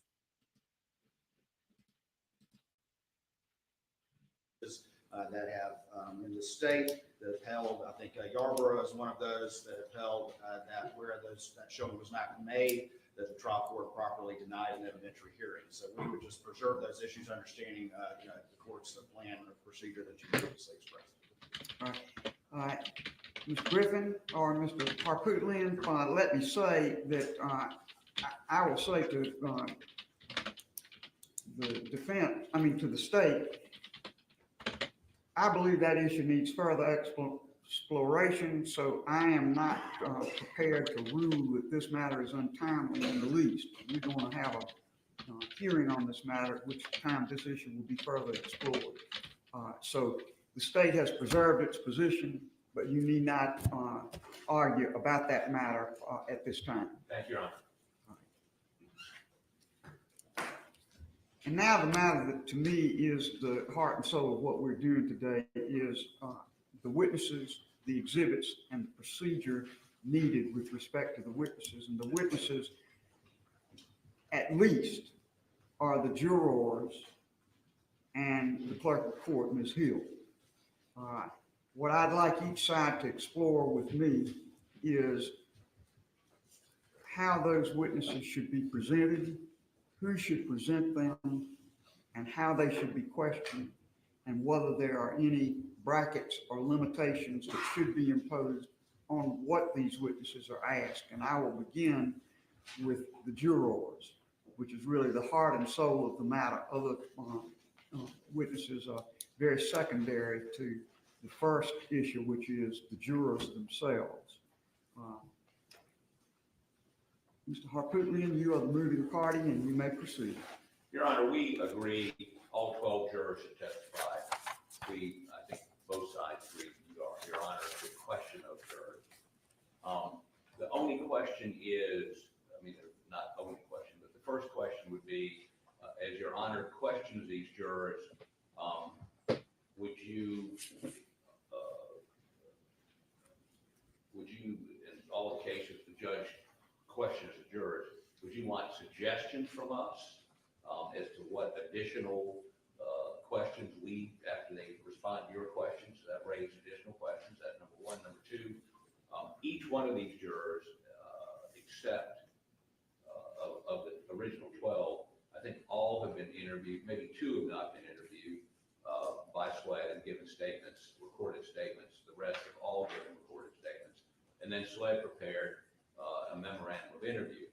We have reviewed all these videos and the MOIs, and I can tell the court that the MOIs aren't consistent in many instances with what was said on the video, to the extent that information was left out. Now, if Your Honor is going to be very restrictive and ask, did the court communicate something to you, and did it affect your decision? I guess that's what we're hearing, Your Honor, when you're following State versus Green. If you're going to say that, ask those questions. There's some of these jurors who indicated they heard the court say what the jurors that gave the affidavit for us say, and I think they're going to say it didn't affect them, which is fine. If it affected that one juror, we believe that's enough. And that juror has obviously given an affidavit to us. The alternate, which was excused, and we keep calling her the egg lady, but she was also excused, the alternate because she wasn't needed, the egg lady because the judge found that she had contact with people and discussed the case. They further indicated that the court said what we say she said, and we believe they should be examined. We'll be happy to do that, or the court can do that. So there are witnesses, and then we have the court herself. I talked to her lawyer this morning, who indicated she has not made a decision as to whether or not she would assert any constitutional right not to testify, and obviously that would be on a question-by-question basis. Maybe, I don't know, we're not ready to argue what the standard is on the Fifth Amendment this morning. But if she does testify, there are literally thousands of emails were furnished last week by Colleton County, some information furnished by SWED this morning and the Attorney General, which might be utilized, I can't say right now what it would or wouldn't, depending on her answer, to impeach, to contradict. So I can't tell you what exhibits there would be or what we would do because I don't know what our answers are going to be. We believe we should be able to examine her as a hostile witness. We should be able to call her as a witness because the burden is on us, as Your Honor just enunciated. Now, the hostile only other thing I would witness. say is this: even if Your Honor determines that a piece of evidence or a question is not admissible for your consideration for purposes of the appellate record, we believe we ought to be able to make it proper. So it may be that Your Honor allows us to go forward, and then in your decision decide it's not relevant, in your decision decide you didn't consider it, or whatever. But stop and go is going to elongate that hearing dramatically. And again, since you're the finder of fact, you can decide not what a jury's going to hear, but what it matters to you. So we think that the examination of the court should be wide open, and we think that the exhibits we would use to impeach her. We would attempt to keep it relevant to the specific issues in this case. I mean, her son has been indicted, for instance, her son's been indicted for wiretapping. There seems to be some inference, at least what we read in the papers, we don't have any specific knowledge that she was Of course, they aware don't of have any that. specific Wiretap knowledge of. was in relation to some ethics complaint about her. That's not relevant. We're not going to ask her about it. Now, we're continuing to examine whether or not there is some connection there, and we're investigating that. But at this point, I would tell you that's not where we're going. Where we are going, by way of example, is we have been furnished an email that she got on February 24th from somebody, which was a photo, a screenshot of looks like a posting on some sort of Facebook page, where the ex-husband of a juror, not the egg lady, alleges that his ex-wife has been talking about the case, and she is going to vote guilty because she hates men. Now, we know she got it. So there was an actual Facebook She got it post. on February 24th, yet on the morning of February 27th, she tells in the chambers, the hearing we were all present at, that she had seen a Facebook page posting by Egg Lady's ex-husband, alleging that she was talking about the case and she didn't think he was guilty. That Facebook page had never been produced, and then she produced a Facebook posting, she said, by the Egg Lady's husband. Turns out to be a guy I interviewed in Georgia, apologizing for what he had posted on Friday night, which concerned his wife's aunt meddling in their marriage. I think that's fertile ground for cross-examination. Your Honor may disagree with me, but I still would like to put those items into evidence for the appellate record at the time. The last thing I would say is this. In terms of Your Honor questioning the jurors, we need instructions from you as to whether you want, if you finish with the juror, do you want us to submit questions to you? I doubt you're going to let us question them. How is that process going to work? And will that be done someplace? Will it be done in this courtroom? Will it be done somewhere else? And if the jurors are going to be questioned outside of this courtroom, will there be a way for the public to hear what they have to say? Thank you for your indulgence.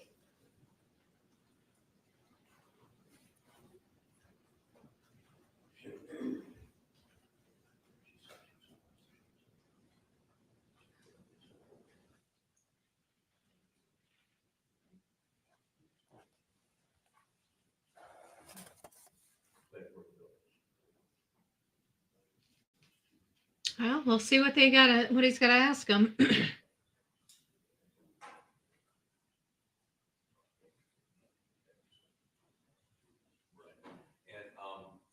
Okay.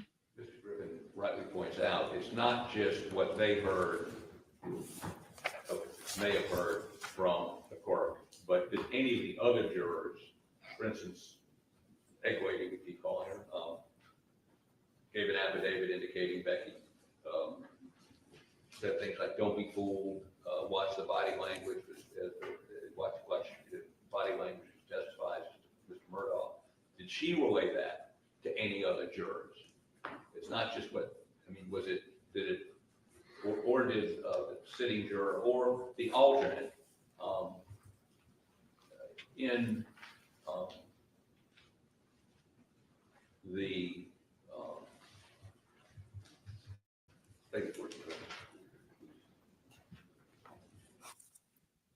I don't know what they're doing. I can tell you I'm still watching for the press conference, and I just want to assure you guys it is still not going on yet. So we're still waiting for it. It hasn't started. I don't know why it hasn't started. I'd have to presume that the court hearing's over with. In the memorandum of interview, now, the court's private lawyer, Mr. Lewis, objected to any videotaping or audio taping of the court when she was interviewed. But in the memorandum of interview, That is, the court indicated she had conversations with the four lady outside the presence of the rest of the jury about what was going on in the jury room. Obviously, I would cross-examine her on that, but it may be necessary if she testifies to things that are inconsistent in that MOI, for us to call the sweat agent that did the interview to corroborate the MOI. The MOI may be introducible in and of itself as an exception to the hearsay rule, but I believe it may be necessary for us to call the sweat agent. We're not going to, and Your Honor, you've indicated that you're not going to want any sort of summaries of those interviews by the jurors when we talk back in chambers, or necessarily the MOIs. You want your own fact finding with the jurors. To the extent that they contradict them. Guys, it just went off. You may put all of that in. I'm sorry. I don't think we're going to have the, it just went offline. I think they must have canceled the, I'll get this back. Sorry. I think they must have canceled. You want to see those before you have this hearing. We obviously put those in the record today, or have those available to you, both the MOIs and the videos. Or, I mean, we're obviously we're going to do whatever you tell us to do, but we're looking for some guides as to if there's anything we can get you prior to that evidentiary hearing concerning those memorandums interviewed by the SWED agents and the videotapes.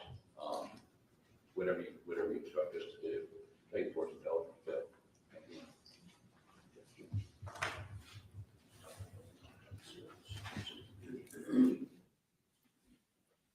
Just to let you guys know, the press conference. Mentioned, and Mr. Griffin reiterated to me just now, and obviously you don't need to tell us this today because we're not going to be doing the questioning, but there is the consideration of 606B and the incursion into deliberations.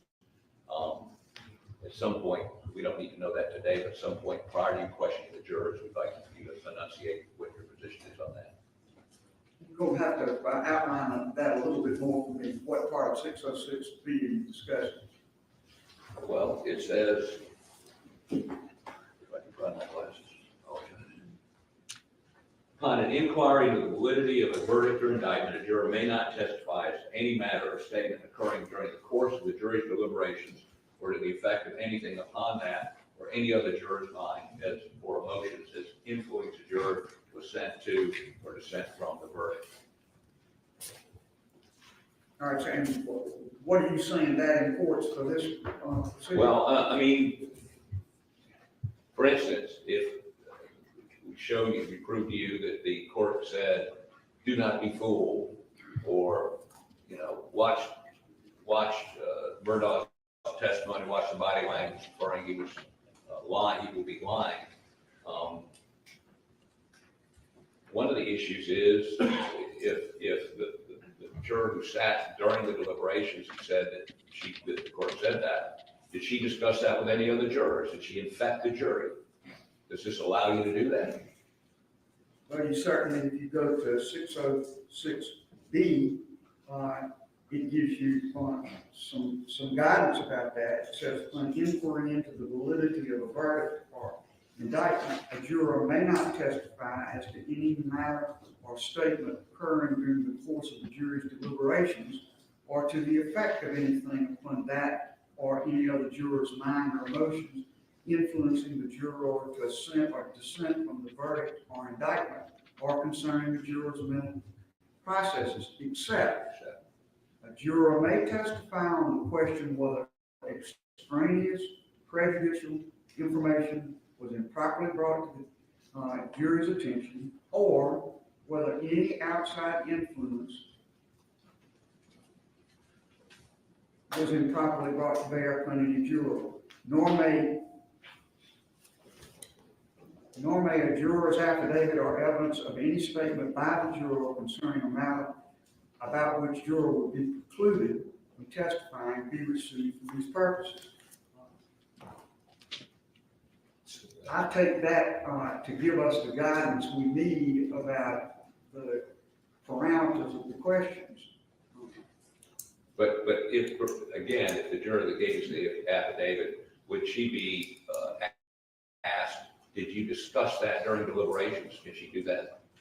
But that apparently is very questionable under the terms of 606. Yes, ma'am. And I intend to abide by that.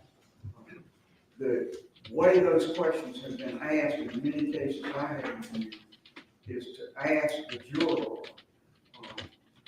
whether that's still their verdict. If they asked about improper context and they talk about improper context, then the way to pursue it beyond that for the judge is to ask about the impact on the verdict, not on the deliberations themselves.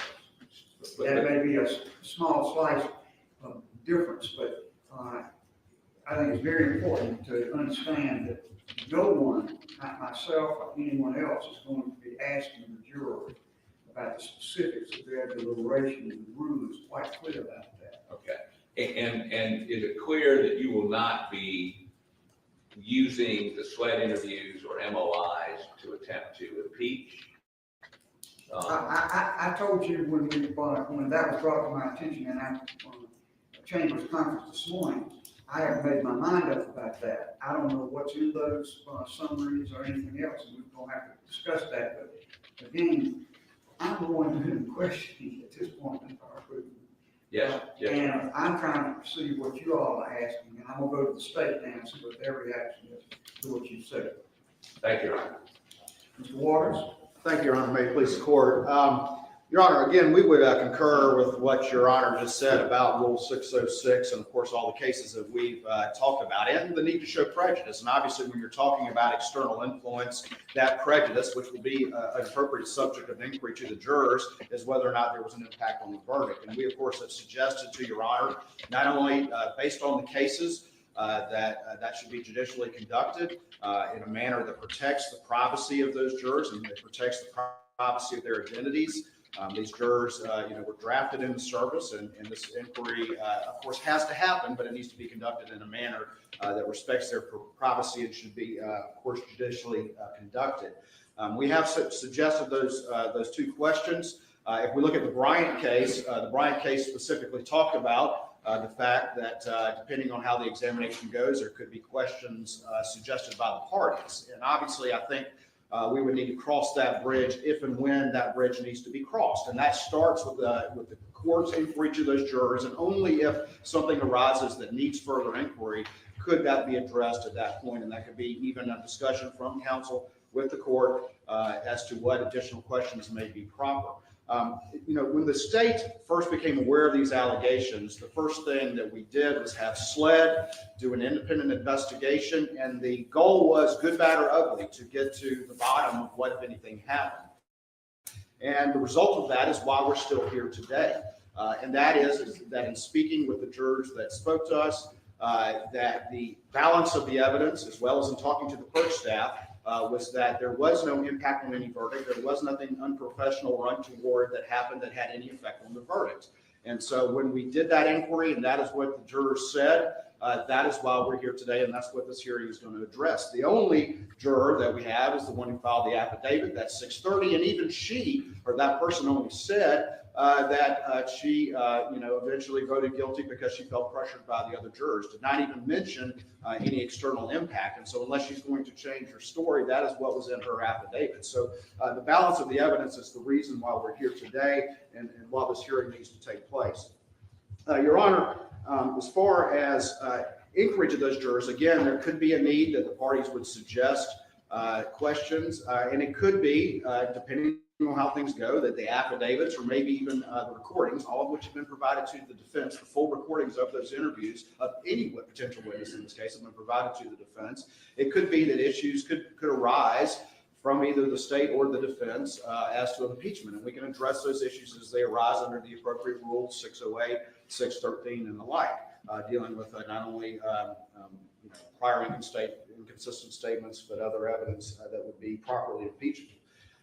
Ultimately, I do need to address one thing as it deals with all of this, and that is the defense's contention that somehow the clerk is a party opponent in this particular case, and we believe that that is incorrect.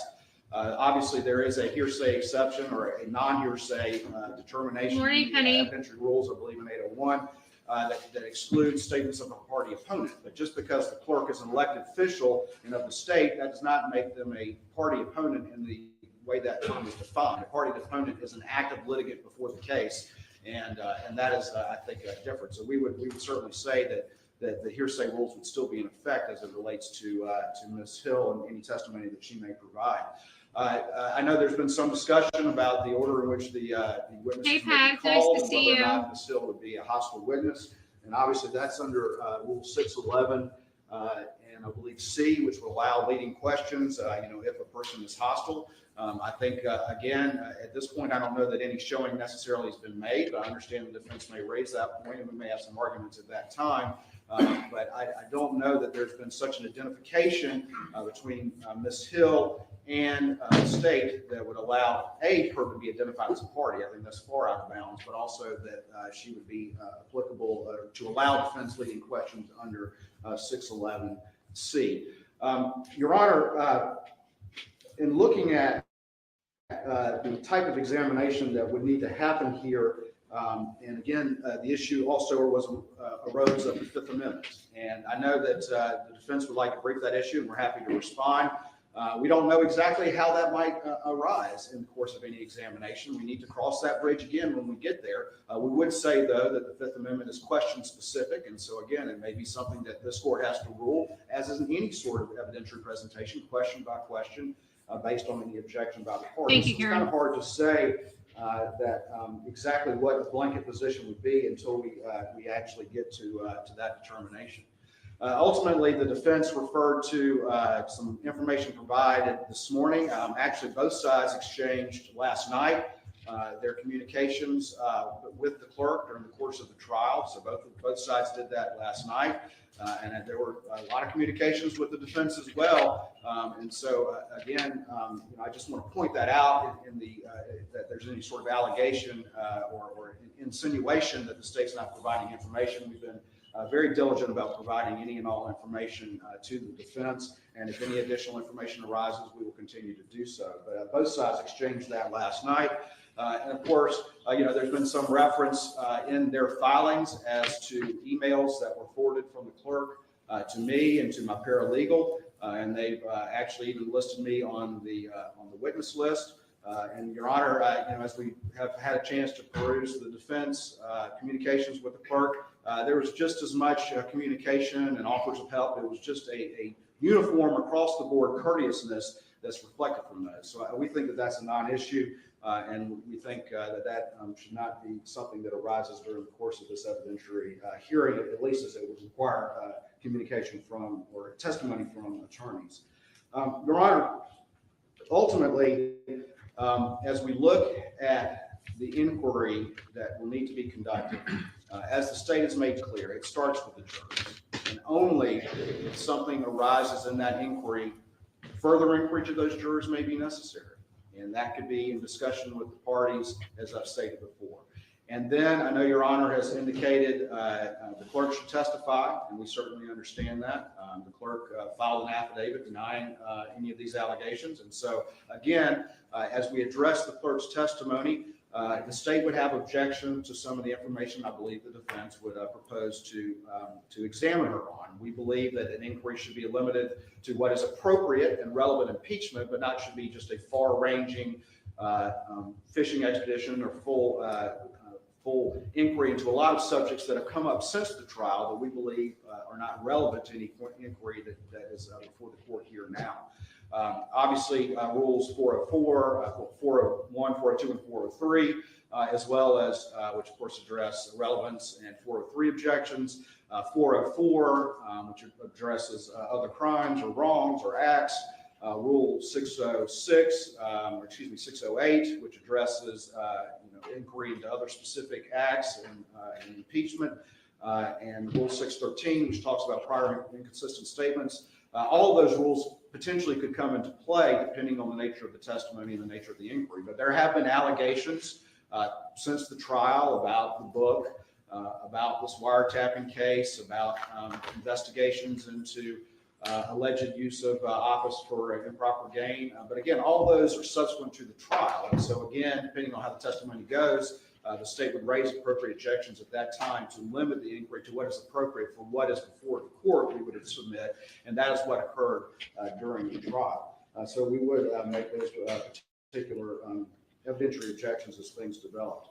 Ultimately, that would be the state's position. I know that we're trying to put as much meat on the bones as we can at this particular point in time. But I think the reality is that the court's inquiry to the jurors will really determine the nature of the inquiry that needs to proceed from there. And at that point, the state would take the positions that I've outlined here today. You reply. Please, court, Your Honor.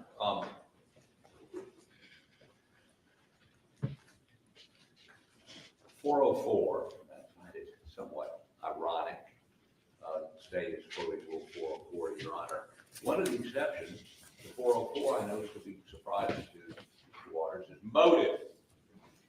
As if he'd never heard that before. He told me this morning one of the assistants that worked for Ms. Hill during this trial was told by Ms. Hill during the trial that a guilty verdict would be good for sales of the book. This is the first time we've heard that. So we believe we should be able to get into that. We should be able to ask Ms. Hill about it. If she denies it, to call that witness, that assistant, and have her testify that she was told that. I mean, why would a clerk do what we allege she did? We think is important for Your Honor in terms of credibility and context. That's number one. Number two, Your Honor, I think we've all agreed, you're going to ask the questions, whether we agree or not. And we do agree with that. The question's going to become, as we go through that process, how, if a juror says X and they said in their interview Y, or if they said this is still live, Y, or didn't include it in the original affidavit, and you don't ask that question initially, how are you going to handle, or do you care, how we suggest to you a further question? Because as Your Honor's seen this morning, the back and forth can go on for a while, and we certainly don't want that to go on with a juror. So we're going to need some guidance on that. I'm not expecting that guidance this morning. Okay, listen, if it's live. Is, as these jurors are examined, I need to understand. Guys, I need links. Telling me it's live is not helping me find it very quick. It takes me time to search. If you're watching it, it's very easy for you to grab a link and plug it into the chat, especially if you're a mod. Where is it live at, guys? I would like to hear it, but now we're like behind the 8 ball here. I have no clue where it's at. Give me a second. It's going to take me a moment to try to find it. Okay, you guys are mods. You guys can drop it down into the chat because this is okay. It's okay, guys. It's okay.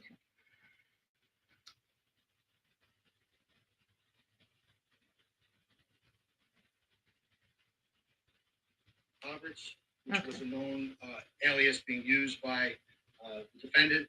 We were also able to recover give me a second. account, which is sandbag303@gmail.com. The Sandbagger email address was used similar to the T-Hawk which was a fraudulent known account. alias Sorry, let me being get this used off. by T-Hawk was used the after defendant. Sandbagger. but We were also I able got to it. recover a fraudulent email account, which is sandbagger303@gmail.com. The Sandbagger email address was used similar to the T-Hawk fraudulent account. The T-Hawk was used after Sandbagger, but the Sandbagger account was used once again to search for torture porn and info on the Gilgo case, on the Gilgo investigation, and victims' families. The defendant was particularly interested in the cellular telephone technology being not only used by the FBI, but specifically by the FBI in this case. We also recovered numerous electronic devices from the defendant, including a number of laptops, smartphones, tablets. From that, we learned that the defendant undertook numerous searches for software that could assist in erasing or wiping data from computer and digital devices such as Easy Hide IP and Shredder X. He used those two applications to destroy evidence in this case. We see that he continued to make prostitution-related searches before, during, and after the disappearance and murder of the 4 victims in this case. Notably, on one laptop that was recovered from the house, there was an attempt to shred evidence shortly before the defendant met with and murdered Melissa Barthelemy. Another laptop recovered in the house accessed Amber Costello's Backpage ad on September 1st, 2010 at approximately 9:03 p.m. And that is just hours before the ruse occurred around midnight on September 2nd. So the way the timeline works is on 9:03, that laptop that was recovered from the defendant's house was used to access Amber Costello's Backpage ad.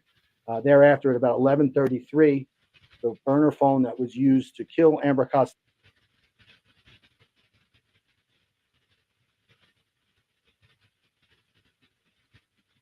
contacted I'm not sure why it keeps doing that. Amber Costello's phone from Massapequa Park, and later at 12:05, that same phone accessed that same Amber Costello's phone. But this time, the phone had moved from the I don't know why it keeps bouncing around. There we go. Which I'll synopsize for you. At this time, we've always spoken right from the very beginning. We spoke about the 5 hairs of significance that were recovered from 3 of the 4. Sorry, guys.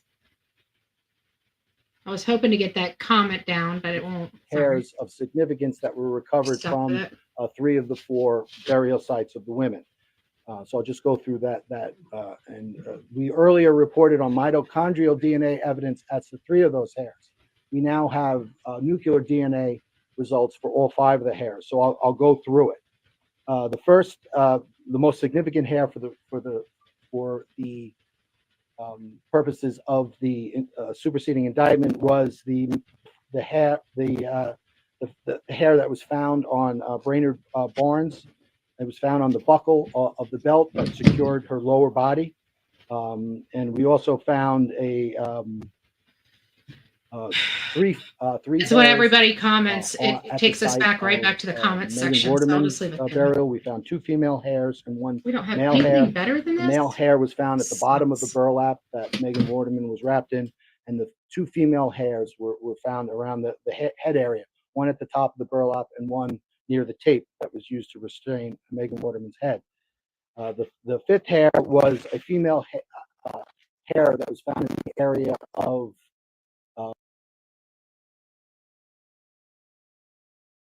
Amber Costello's head. Now, at the time of the original arraignment, we reported on mitochondrial DNA results for 3 of those hairs. With regard to the Megan Waterman hair that was found outside the head area, it was consistent with the genetic profile of both Asa, the mitochondrial DNA profile of both Asa and Victoria Heuermann, and you could exclude the rest of the population to 99.69% of the rest of the population. With regard to the 1 male hair of significance that was found on the burlap with Megan Waterman, again, that genetic result was consistent with the defendants, and 99.96% of the population could be excluded. And then finally, we had the mitochondrial results with regard to the female hair found at the Costello burial site, and that was consistent with the genetic profiles of both Asa and Victoria Heuermann, and that was to an exclusion of 99.98% of the rest of the population. And if you remember the science of mitochondrial DNA, unlike nuclear DNA, you inherit that solely from your mother. So a mother and a child will have identical mitochondrial DNA profiles. So that is the mitochondrial results. We now have nuclear DNA profiles on all 5 of the questioned hairs, We use this using the SNP or SNP process. And with regard to the hair found in on Maureen Brainerd Barnes on that belt buckle, it was 7.9 trillion times more likely to have come from someone with the identical genetic profile as Asa Ellerup. With regard to the first hair that we got the mitochondrial DNA profile on, the female hair on Megan Waterman, that is 2.374 times 10 to the 48th power as likely to have come from someone matching the genetic profile of Asa Ellerup. And the way that that number is expressed, that's scientific expression, I'm told. So that's basically 2.374, and you add 48 zeros to that. So that's a number so large it doesn't even exist. A name for it doesn't even exist. With regard to the second hair that was found on the tape by the head of Maureen of Megan Waterman, that was also consistent with a person with the same genetic profile as Asa Ellerup, and that was 2.778 times 10 to the 488th power. Could exclude the rest of the population. With regard to the male hair, that again, that was we received the mitochondrial DNA profile. With regard to that, the nuclear DNA profile on that was 1.48 times 10 to the 169th power, Wow. to come from someone sharing the same genetic profile as the defendant. And finally, Almost an with exact regard to match. Amber Costello, we received the nuclear DNA profile on that, and that was 4.654 times 10 to the 63rd power, as likely to have come from someone with the same genetic profile as his daughter, Victoria Huerman. So again, the mitochondrial DNA, The whole mother and daughter family. are going to be the same. Nuclear are going to be separate. They found Everyone has a evidence on separate all the bodies nuclear that DNA match profile except the for mom, the identical daughter, twins. and Rex. We believe these DNA results are significant. Nuclear DNA, as illustrated, is much more discriminate, and the SNP technology that was utilized allows you to get nuclear DNA results from hair. This is, cutting edge. We talked earlier, and the questions were asked with regard to mitochondrial DNA, and is mitochondrial DNA analysis cutting edge? Not really. It's been around since 1996. It's been, used in courts in the United States since about 1996, I think. This SNP process is cutting edge. There are a couple of cases around the country where it's being used, but no finished cases, I believe. But it is scientifically I accepted. can't stand in this. both the medical and forensic community. It's used It's the audio starting to get so bad. Science is certainly There we go. extremely solid. And the good thing about it is it's allowed us to differentiate between those Victoria Huerman and Asa Ellerup hairs. So that's important. So that's basically the bail letter. I'll open it up to questions, but I just want to end with, we said at the very beginning that we were going to take a comprehensive look at the Gilgo 4 cases. I think we've done that. We've completed that. We used the grand jury process. Now we move to the second phase. The second phase being the prosecution of these 4 cases, as well as continuing to use the grand jury to investigate the other cases. Yeah, other it won't bodies, work for you, the Drew, other only murders, for which our we think are mods. investigatively significant. We use the grand jury, and if we come to a result in the time, and when the time is appropriate, we'll have further comment on that. So that's it. Does anybody have any questions? Yeah, regarding the ongoing investigation, how many recovered bodies have there been? So we're not going to talk about it because we're going to wait until we're able. We'll talk about that in court. But suffice to say that it will be a comprehensive investigation with regard to a number of the bodies. What's this family? So I think later the families will be speaking. They have an attorney that they're going to be speaking. And there's going to be I'm sorry, not to cut you off. But right after this. Oh no, I'm sorry. Go ahead. I cut you off. No, go ahead. So you mentioned that the Secret Service helped you guys out with FISAs, downloading FISAs, Yeah. and finding out about what data had been destroyed. Who's helping out with the DNA? Like, why was there a second rollout? So we use, of course, our excellent Suffolk County Crime Lab has helped us with DNA analysis. We've also utilized two outside forensic labs. We haven't disclosed those names just because we want them to do their work. We've Alex disclosed some Murdaugh's of those over. reports, so the defense is aware of the names of So I'm those. just going to pop over here real quick so you guys can see him walk out.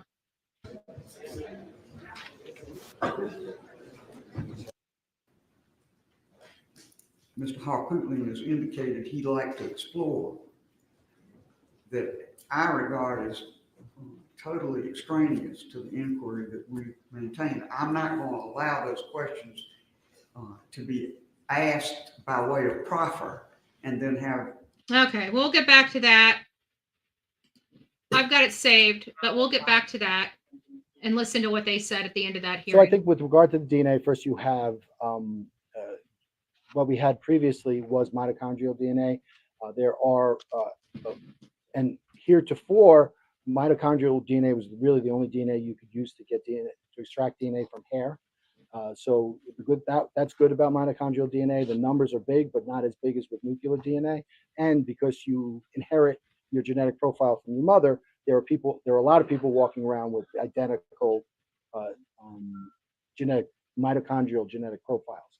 And there are not as many base pairs with mitochondrial DNA. I think there's like 12,500, a little bit more base pairs in mitochondrial DNA. There's 3 billion base pairs with nuclear DNA. So nuclear DNA is like sort of the gold standard. If you could get to nuclear DNA, the numbers are going to be much larger.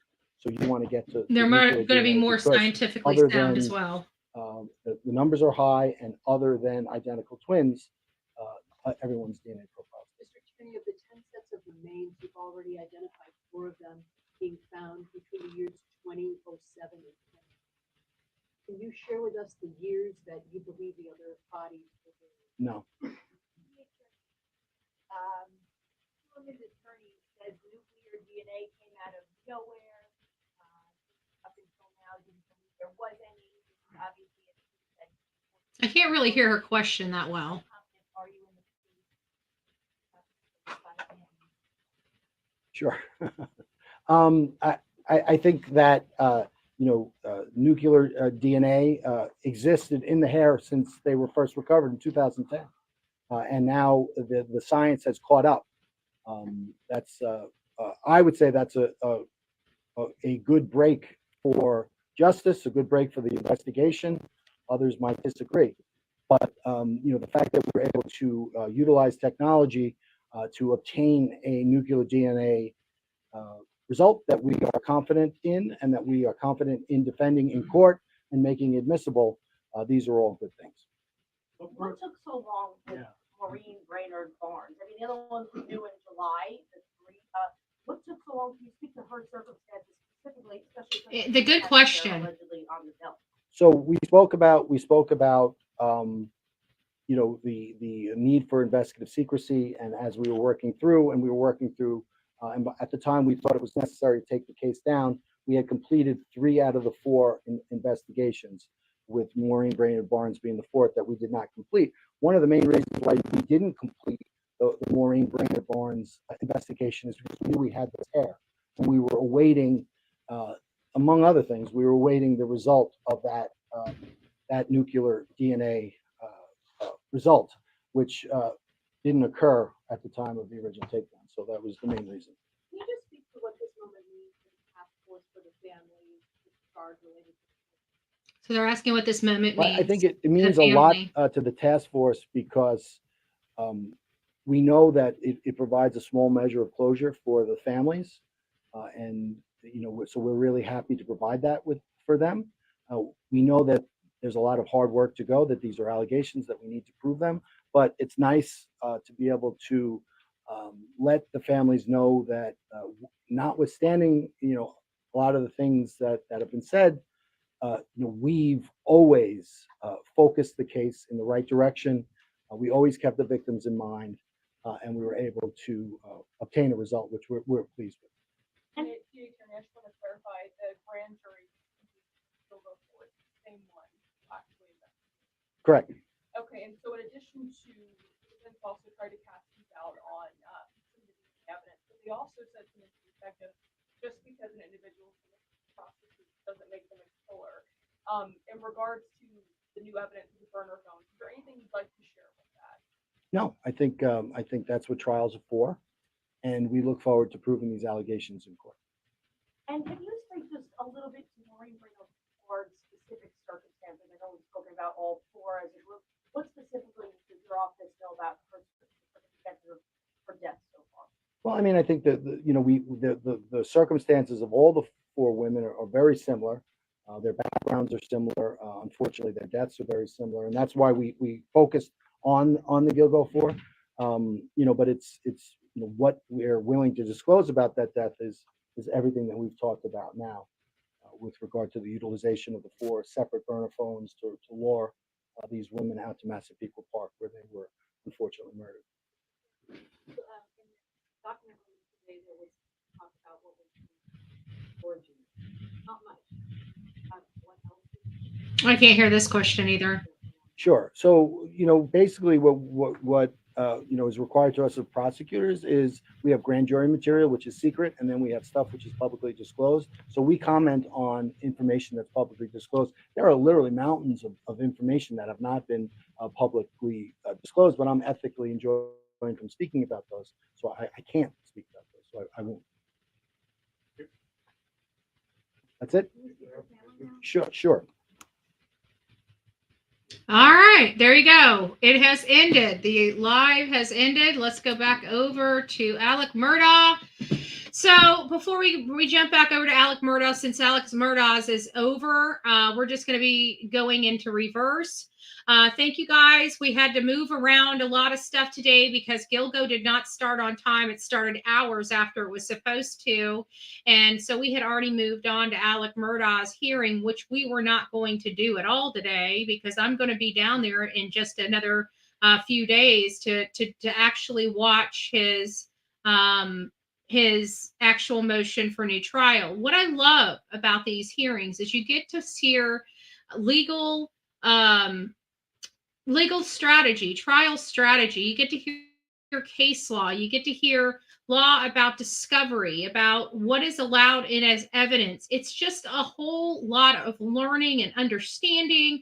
And it really does, just even though you may not be familiar with law or legalese or anything like that, after you watch this long enough, you get it. You start getting it. You start being able to say, what, that's leading a witness, right? You start getting it. So we keep doing it over and over again because you need to learn this stuff, okay? If you're going to be here in true crime and you're going to be wanting to look about innocence and guilt and stuff like that, you need to know what's allowed in a freaking trial, right? And you need to know what happens once the person is arrested because let's face it, we're paying for it, okay? And if I'm paying for it, I want to know where my money's going. I'm cheap, okay? I don't know about you, but my best friend calls me a cheap bitch. I don't know if you ever heard that terminology before, but it means I'm cheap. Like I'm dirt cheap, right? And I'm like cheaper than dirt, right? Like I don't want to pay for nothing. I'm cheap.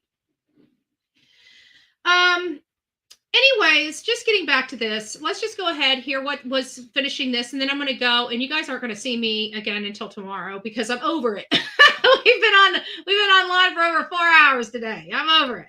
All right, let's get back to what their arguments were.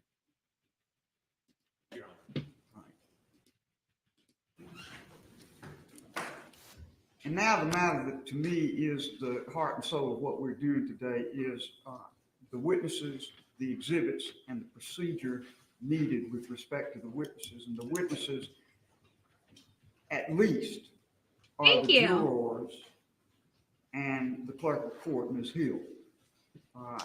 What I'd like each side to explore with me is how those witnesses should be presented, who should present them, and how they should be questioned, and whether there are any brackets or limitations that should be imposed on what these witnesses are asked. And I will begin with the jurors, which is really the heart and soul of the matter. Other witnesses are very secondary to the first issue, which is the jurors themselves. Mr. Harpootlian, you are the moving party and you may proceed. Your Honor, we agree all 12 jurors should testify. Okay, we did get that, so we're past that. Okay. Your Honor, the question of jurors. We should be about right here then. Sorry. It gives you. Let it catch up. I hope it doesn't do this because it's probably, man, don't tell me it's because it's in the middle of downloading. Come on, baby. All right, well, what happens is when a live goes down and you speed it up, it does this. Let me see if I can pause it and try it again. No, it's not going to let me. There it is. Some guidance about that. It says, an inquiry into the validity of a verdict or indictment, a juror may not testify as to any matter or statement occurring during the course of the jury's deliberations or to the effect of anything upon that or any other juror's mind or emotions influencing the juror to assent or dissent from the verdict or indictment or concerning the juror's mental processes, except a juror may testify on the question whether extraneous, prejudicial information was improperly brought to the jury's attention or whether any outside influence was improperly brought to bear upon any juror, nor may a juror's affidavit or evidence of any statement by the juror concerning a matter about which juror would be precluded from testifying be received for these purposes. I take that to give us the guidance we need about the parameters of the questions. But if, again, if the juror that gave us the affidavit, would she be asked, did you discuss that during deliberations? Did she do that? But that apparently is very questionable under the terms of 606. Yes, ma'am. And I intend to abide by that. The way those questions have been asked in many cases I have reviewed is to ask the juror whether that's still their verdict. If they asked about improper context and they talk about improper context, then the way to pursue it beyond that for the judge is to ask about the impact on the verdict, not on the deliberations themselves. That may be a small slice of difference, but I think it's very important to understand that no one, not myself or anyone else, is going to be asking the juror about the specifics of their deliberation, and the rule is quite clear about that. Okay. And is it clear that you will not be using the SWET interviews or MOIs to attempt to impeach? This is where we were. When that was brought to my attention in our Chamber's conference this morning, I haven't made my mind up about that. I don't know what's in those summaries or anything else, and we're going to have to discuss that. But again, I'm the one doing the questioning at this point, Mr. Harpootlian. Yes. Yes. And I'm trying to perceive what you all are asking, and I'm going to go to the state now and see what their reaction is to what you said. Thank you, Your Honor. Mr. Waters? Thank you, Your Honor. May it please the court. Your Honor, again, we would concur with what Your Honor just said about Rule 606 and, of course, all the cases that we've talked about and the need to show prejudice. And obviously, when you're talking about external influence, that prejudice, which will be an appropriate subject of inquiry to the jurors, is whether or not there was an impact on the verdict. And we, of course, have suggested to Your Honor, not only based on the cases, that should be judicially conducted in a manner that protects the privacy of those jurors and that protects the privacy of their identities. These jurors, were drafted into service, and this inquiry, of course, has to happen, but it needs to be conducted in a manner that respects their privacy and should be, of course, judicially conducted. We have suggested those two questions. If we look at the Bryant case specifically talked about the fact that depending on how the examination goes, there could be questions suggested by the parties. And obviously, I think we would need to cross that bridge if and when that bridge needs to be crossed. And that starts with the court's inquiry to those jurors. And only if something arises that needs further inquiry could that be addressed at that point. And that could be even a discussion from counsel with the court as to what additional questions may be proper. When the state first became aware of these allegations, the first thing that we did was have SLED do an independent investigation, and the goal was good, bad, or ugly to get to the bottom of what, if anything, happened. And the result of that is why we're still here today. And that is that in speaking with the jurors that spoke to us, that I don't see 'em. balance of the evidence, as well as in talking to the clerk staff, was that there was no impact on any verdict. There was nothing unprofessional or untoward that happened that had any effect on the verdict. And so when we did that inquiry, and that is what the jurors said, that is why we're here today, and that's what this hearing is going to address. The only juror that we have is the one who filed the affidavit. That's 630, and even she, or that person, only said that she, eventually voted guilty because she felt pressured by the other jurors. Did not even mention any external impact. And so unless she's going to change her story, that is what was in her affidavit. So the balance of the evidence is the reason why we're here today and why this hearing needs to take place. Your Honor, as far as inquiry to those jurors, again, there could be a need that the parties would suggest questions, and it could be, depending on how things go, that the affidavits or maybe even the recordings, all of which have been provided to the defense, the full recordings of those interviews of any potential witness in this case have been provided to the defense. It could be that issues could arise from either the state or the defense as to impeachment, and we can address those issues as they arise under the appropriate rules, 608, 613, and the like, dealing with not only prior inconsistent statements, but other evidence that would be properly impeachable. Ultimately, I do need to address one thing as it deals with all of this, and that is the defense's contention that somehow the clerk is a party opponent in this particular case, and we believe that that is incorrect. Obviously, there is a hearsay exception or a non-hearsay determination in the evidentiary rules, I believe in 801, that excludes statements of a party opponent. But just because the clerk is an elected official and of the state, that does not make them a party opponent in the way that term is defined. A party opponent is an active litigant before the case, and that is, I think, different. So we would certainly say that the hearsay rules would still be in effect as it relates to Ms. Hill and any testimony that she may provide.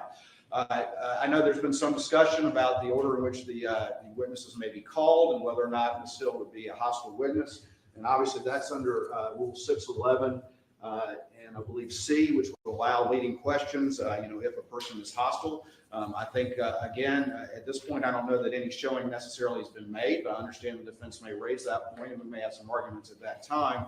But I don't know that there's been such an identification between Ms. Hill and the state. I think that was more of a smear. To be identified as a party. I think that's far out of bounds, but also that she would be applicable to allow defense leading questions under 611C. Your Honor, in looking at the type of examination that would need to happen here, and again, the issue also arose of the Fifth Amendment. And I know that the defense would like to brief that issue, and we're happy to respond. We don't know exactly how that might arise in the course of any examination. We need to cross that bridge again when we get there. We would say, though, that the Fifth Amendment is question specific. And so, again, it may be something that this court has to rule, as is in any sort of evidentiary presentation, question by question, based on any objection by the parties. So it's kind of hard to say that exactly what the blanket position would be until we actually get to that determination. Ultimately, the defense referred to some information provided this morning. Actually, both sides exchanged last night their communications with the clerk during the course of the trial. So both sides did that last night. And there were a lot of communications with the defense as well. And so, again, I just want to point that out that there's any sort of allegation or insinuation that the state's not providing information. We've been very diligent about providing any and all information to the defense. And if any additional information arises, we will continue to do so. But both sides exchanged that last night. And of course, there's been some reference in their filings as to emails that were forwarded from the clerk to me and to my paralegal. And they've actually even listed me on the witness list. And Your Honor, as we have had a chance to peruse the defense communications with the clerk, there was just as much communication and offers of help. It was just a uniform across the board courteousness that's reflected from those. So we think that that's a non-issue, and we think that should not be something that arises during the course of this evidentiary hearing, at least as it would require communication from or testimony from attorneys. Your Honor, ultimately, as we look at the inquiry that will need to be conducted, as the state has made clear, it starts with the jurors. And only if something arises in that inquiry, further inquiry to those jurors may be necessary. And that could be in discussion with the parties, as I've stated before. And then I know Your Honor has indicated the clerk should testify, and we certainly understand that. The clerk filed an affidavit denying any of these allegations. And so, again, as we address the clerk's testimony, the state would have objection to some of the information I believe the defense would propose to examine her on. We believe that an inquiry should be limited to what is appropriate and relevant impeachment, but not should be just a far-ranging fishing expedition or full inquiry into a lot of subjects that have come up since the trial that we believe are not relevant to any inquiry that is before the court here now. Obviously, rules 404, 401, 402, and 403, as well as, which of course address relevance, and 403 objections, 404, which addresses other crimes or wrongs or acts, Rule 606, or excuse me, 608, which addresses inquiry into other specific acts and impeachment, and Rule 613, which talks about prior inconsistent statements. All of those rules potentially could come into play depending on the nature of the testimony and the nature of the inquiry. But there have been allegations since the trial about the book, about this wiretapping case, about investigations into alleged use of office for improper gain. But again, all those are subsequent to the trial. And so again, depending on how the testimony goes, the state would raise appropriate objections at that time to limit the inquiry to what is appropriate for what is before the court we would submit, and that is what occurred during the trial. So we would make those particular evidentiary objections as things developed. Ultimately, that would be the state's position. I know that we're trying to put as much meat on the bones as we can at this particular point in time, but I think the reality is that the court's inquiry to the jurors will really determine the nature of the inquiry that needs to proceed from there. And at that point, the state would take the positions that I've outlined here today. You reply. Please, court, Your Honor.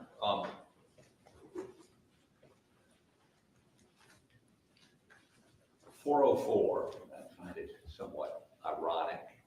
The state is quoting Rule 404, Your Honor.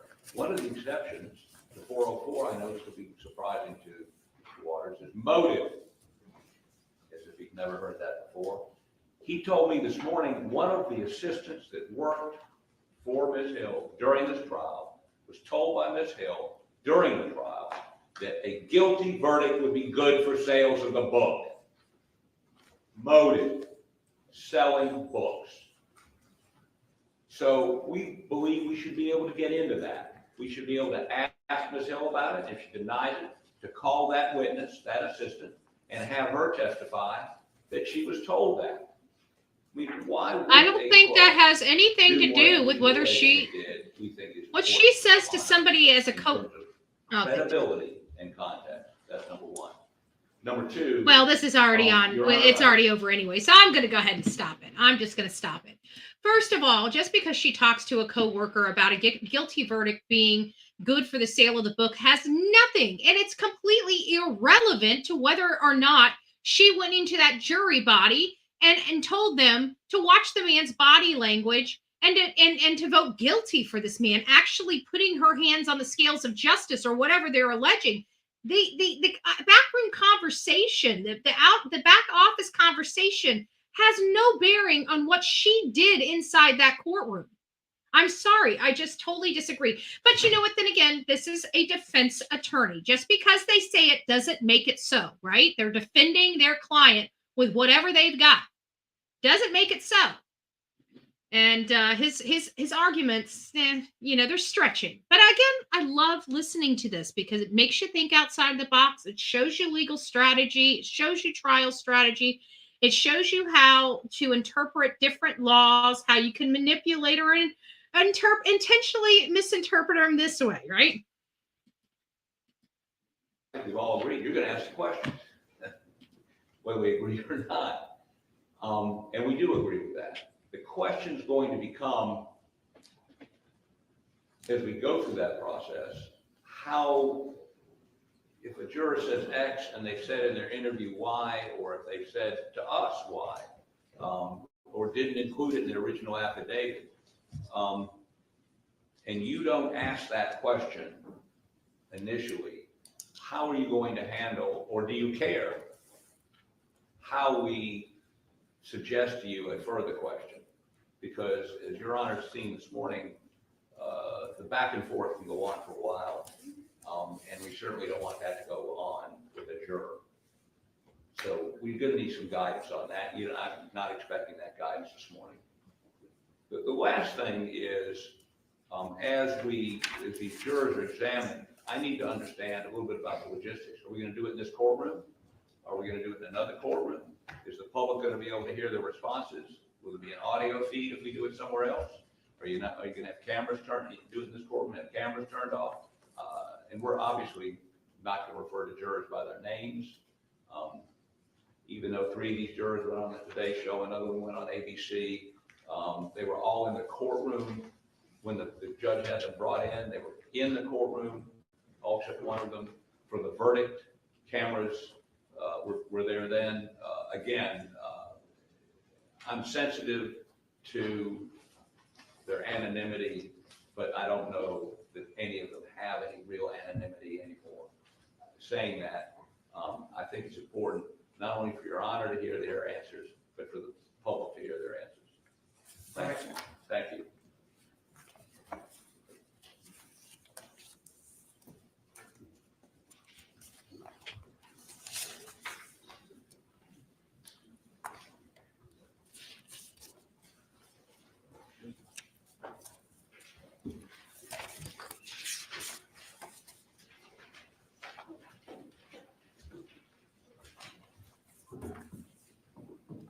So it sounds like they're thinking.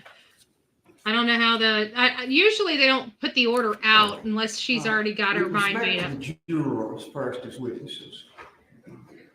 I will be doing the questioning of the jurors, and I will notify the parties pretty promptly what I intend to ask the jurors. Yeah, but I don't know if he didn't get a clean trial. Just because the defense alleges he didn't doesn't make it so. What I will be asking them is informed by. But just the opposite would be true as well. Improper contact was made with them and whether it affected their verdict. I understand that you, on the defense side, have views about what further should be asked of jurors on 2 levels. One, as a predicate to what you want to do with the clerk herself in examining her. And 2, as a means of further attacking the credibility of the clerk in her testimony. So they're going to try to impeach her somehow. Is basically. I have not seen any of the SLED material or memoranda concerning the state's summary of these interviews and so forth. I will be open to receiving that if it's done promptly, because we've got a hearing coming up the 29th, and I want there to be plenty of time to revise any current ideas about who to subpoena, who to call as witnesses, and who has to do that. But I can tell you that I am very, very reluctant to turn this hearing about juror contact into a wholesale exploration of every piece of conduct by the clerk alleged to have been improper on its own, indicative. It's basically of her telling the defense she's not going to let them go on a personality fishing expedition. anything of that nature. This is a very focused inquiry that deals with this jury. The scope is really tight on And this, what basically, is impact, what she's saying. Contact, if any, had on this jury. So I am very mindful of the limited nature of it. As I say, I'm not excluding submission in advance of information that would take the questions beyond the limited questions I initially indicated. But I will be very hesitant about any of those questions as it involves propounding those questions to the jury. As it involves questions to Ms. Hill similarly, this is not a time to explore every mistake or incorrect statement or false statement that ever has been made by this witness. I am the judge of the credibility of this witness for purposes of this new trial motion. I don't think it's necessary, nor do I think it's proper, to explore each and every impropriety alleged to have been committed by the clerk. At the same time, what specifically should be asked is something that I will look at as I look at the submissions that are made before the hearing takes place about what is requested to be allowed as topics for questioning of the clerk and what exhibits should be used. I can't imagine allowing thousands of emails to be made exhibits in this process. Either emails sent by her to attorneys in the case, to other court officials in the case, or to other individuals during the course of the trial of the case. I certainly will try to preserve the appellate posture of defense in this regard, but I will put certain limitations on just a wholesale exploration of every problematic piece of conduct, ethical, dealings with the county, and so forth. This is a very focused inquiry about this jury and its ability to render the verdict it rendered in an impartial manner. So I say that to tell you that when the clerk is offered, and I think the clerk is going to have to be offered as a witness, the whole allegation revolves around the contention that the clerk made contact with the jury about matters material to their verdict, that contact was improper, and that it impacted their verdict. There's a whole lot more that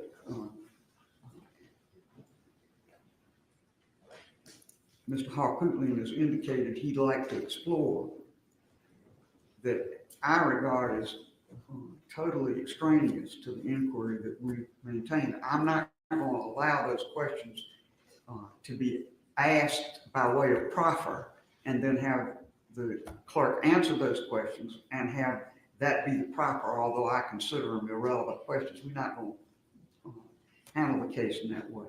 If I exclude a certain question from being asked, then the proffer will be whatever in writing is chosen to be offered in that regard. But I will not conduct a hearing where there's a whole side hearing in which every question desired is asked and either required to be answered or dealt with in some other way. I don't think that is an appropriate use of this very targeted hearing that I'm directed to have. I also think it makes a great deal of difference whether the questions that are being asked relate to the clerk's conduct at the time this case was tried, as opposed to other conduct at a later time or in connections with other things than the trial of this case. So I will be looking very carefully before we conduct this hearing and trying to give the parties as much advice as I can about what I would find to be acceptable topics to pursue. I think you're entitled to that, but I also think the record of the case is not to be used as a platform to explore each and every fault of each and every witness, whether it be the juror or I like this judge. And I'm not gonna have She's laying out the rules. conducted I in like that this. manner. I think there are other ways of preserving topics that I rule should not be pursued than having those questions asked and answered, even though I ruled that they're not proper in the hearing. So I hope that explains kind of where I am on the subject of how questions are asked.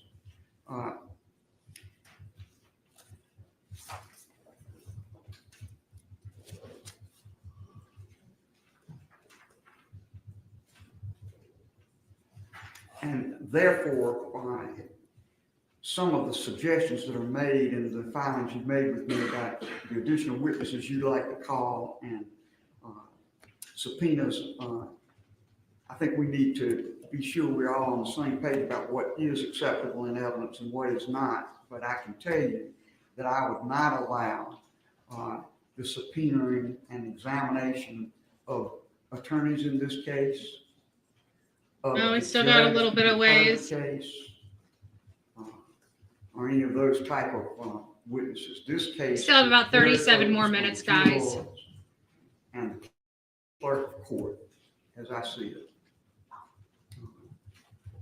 Now, it's about 11:15, close to it. I'm going to do this. I'm going to take a break for a minute. Let's take until 11:25 as a break. And in that time, I would hope that you formulate the other things you think we need to look at by way of the specifics of how this matter is to be conducted. I will then do two things.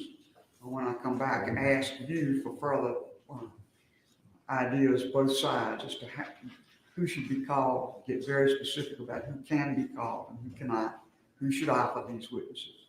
And I would also at that time ask those who represent potential witnesses in this matter to come forward and have a conversation with me about your position on behalf of your clients.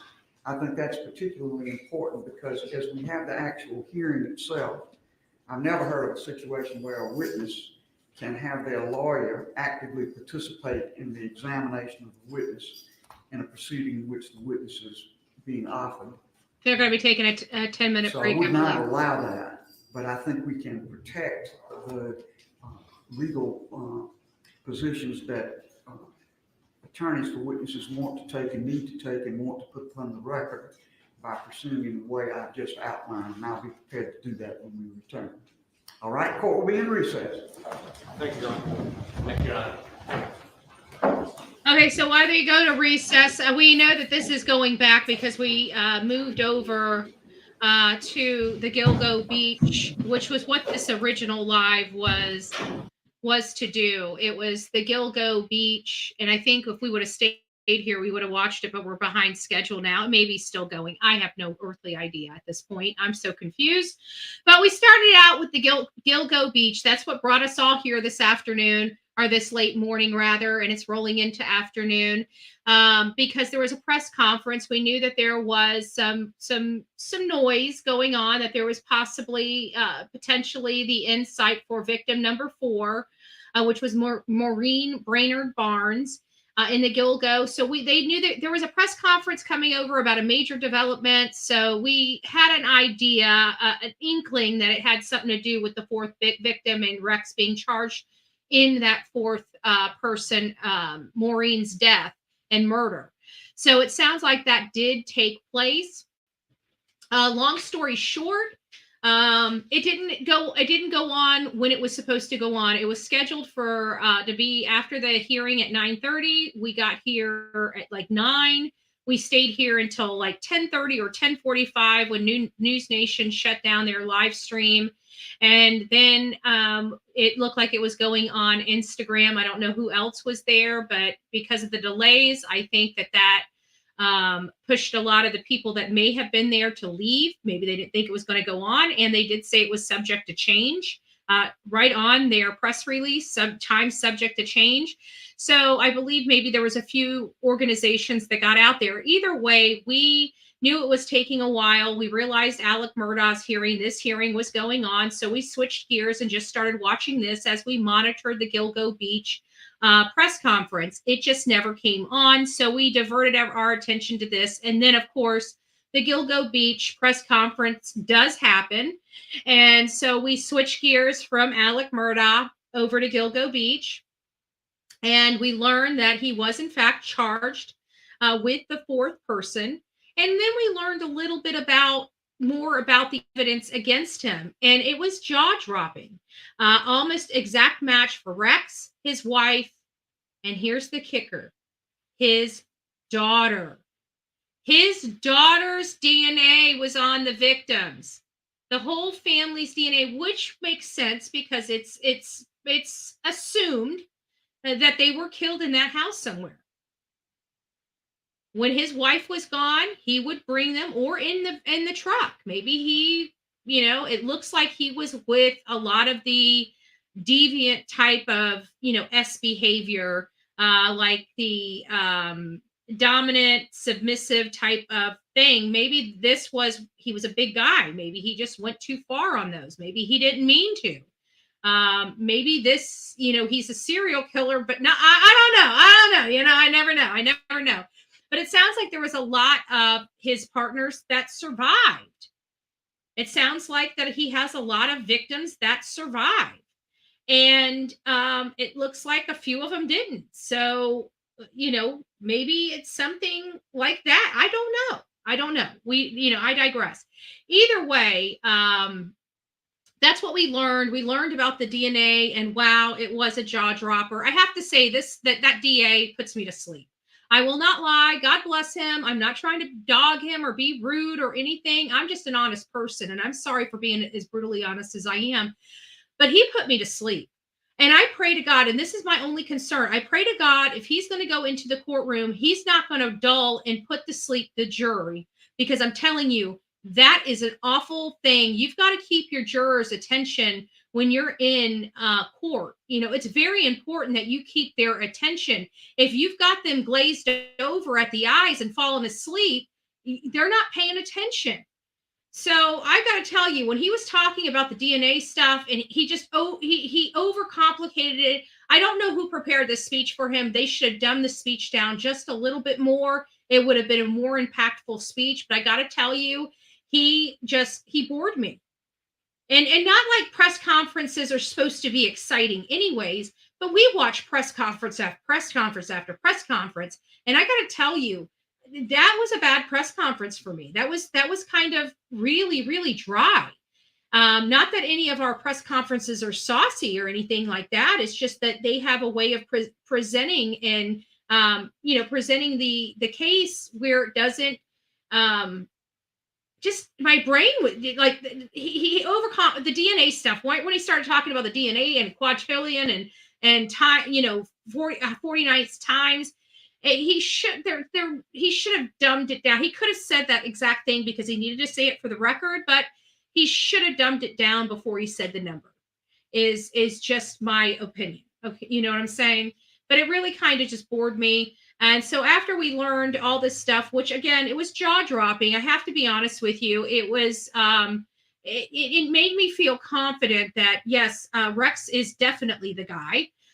That's just, it's either definitely him or it's his wife or his daughter. I'm absolutely convinced at this point, with his wife's DNA being on the bodies, his daughter's DNA being on the bodies, and of course his DNA being on the bodies, it's somebody. It's either him, his wife, or his daughter. Okay. And the only person that seems to have this propensity to like to call and engage in escorts appear to be Rex Heuermann. And then if you look at it a little further, the people that have their DNA on them happen to be these escort workers. So it does lean to it being Rex Heuermann as being the culprit, right? It's probably most likely not the wife and not the daughter, because you have to look at all the elements, even though all three of their DNAs are on one of the bodies. I can't remember which one. I keep thinking it's Amber. I kept remember hearing him say Amber. I'll have to go back to it. Anyways, it was just a dry press conference, but very informative and a jaw dropper press conference at that. And then, of course, we're back on Alex Murdaugh, which they've been gone while the judge is trying to figure out what's going on. So now that I'm done with my little spiel, I'm going to go ahead and put this back up, and we're going to see where we're at. It looks like the judge is back. Looks like Alex is sitting. We're just going to speed it up just a little bit ahead so we don't have to wait. That's the good thing about being behind, right? Do I have it?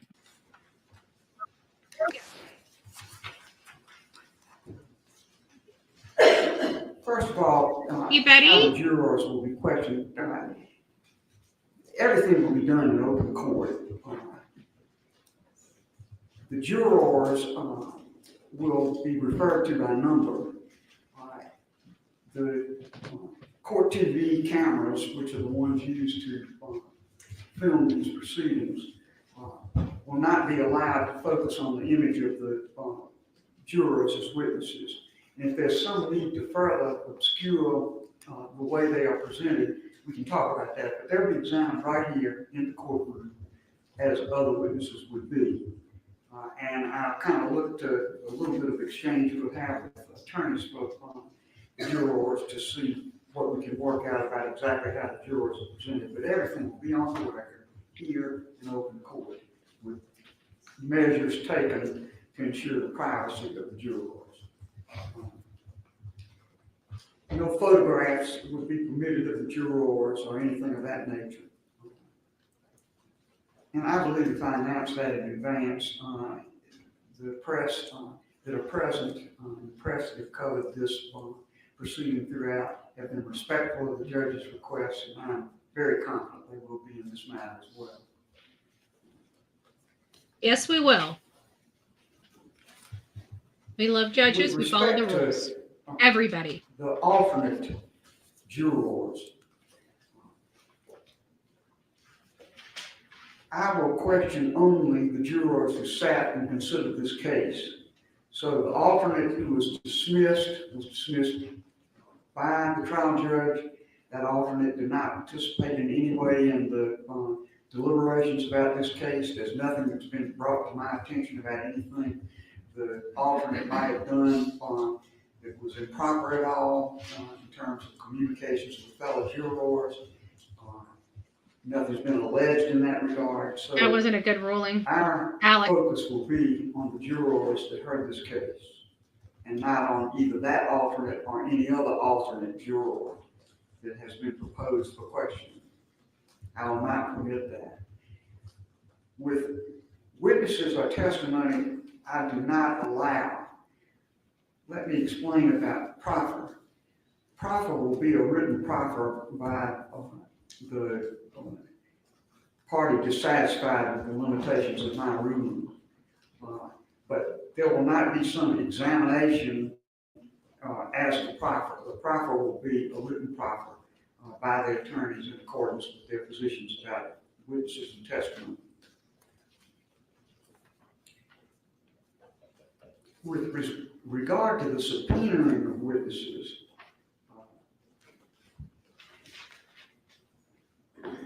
the parties should subpoena these witnesses, and when it comes to the jurors, I would urge that the parties, the state and defendant, jointly deal with the issue of subpoena of these witnesses.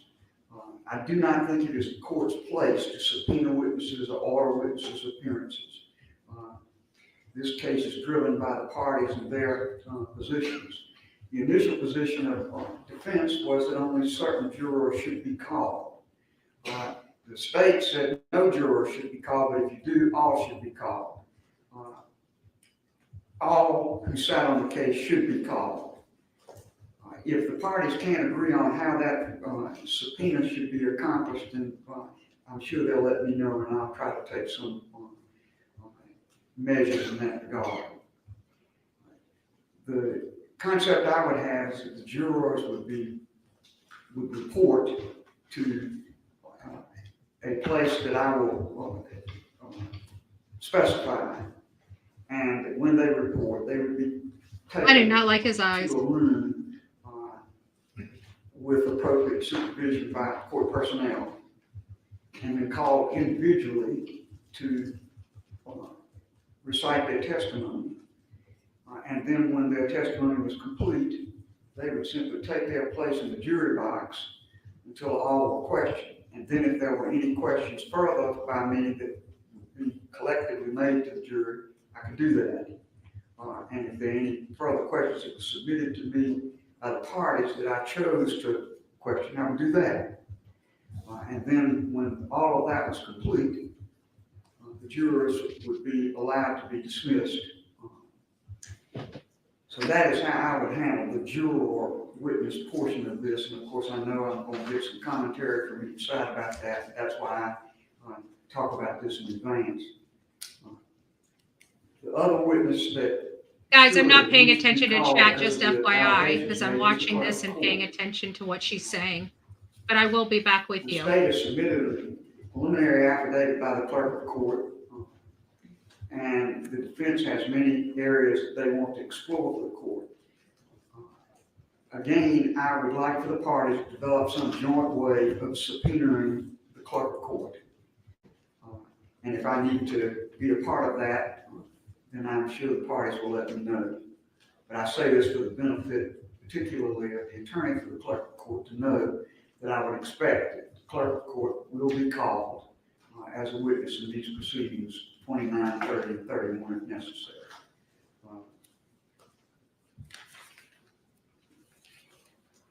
We'll be using the same courtroom for these proceedings, this courtroom. And 3B will be used as an overflow for the press. Excuse me, 3A is the one over here, and that's the one I'll be using to conduct the hearing. This courtroom we're sitting in now will be an overflow courtroom for press with I'm sure, a court TV monitor that's available for them to monitor the proceedings. If there's not enough room, based on the attendance today, it might be plenty of room. But we'll see. We'll have this as, I will try to figure out a way to be sure that the broadcast in here of the proceedings will not interfere with the conduct of the hearing past this partition next door. I will trust Mr. Bender to work with the press to arrange the courtroom and the overflow room in accordance with the rules I will set forth here, and anything else that may come up that needs my attention.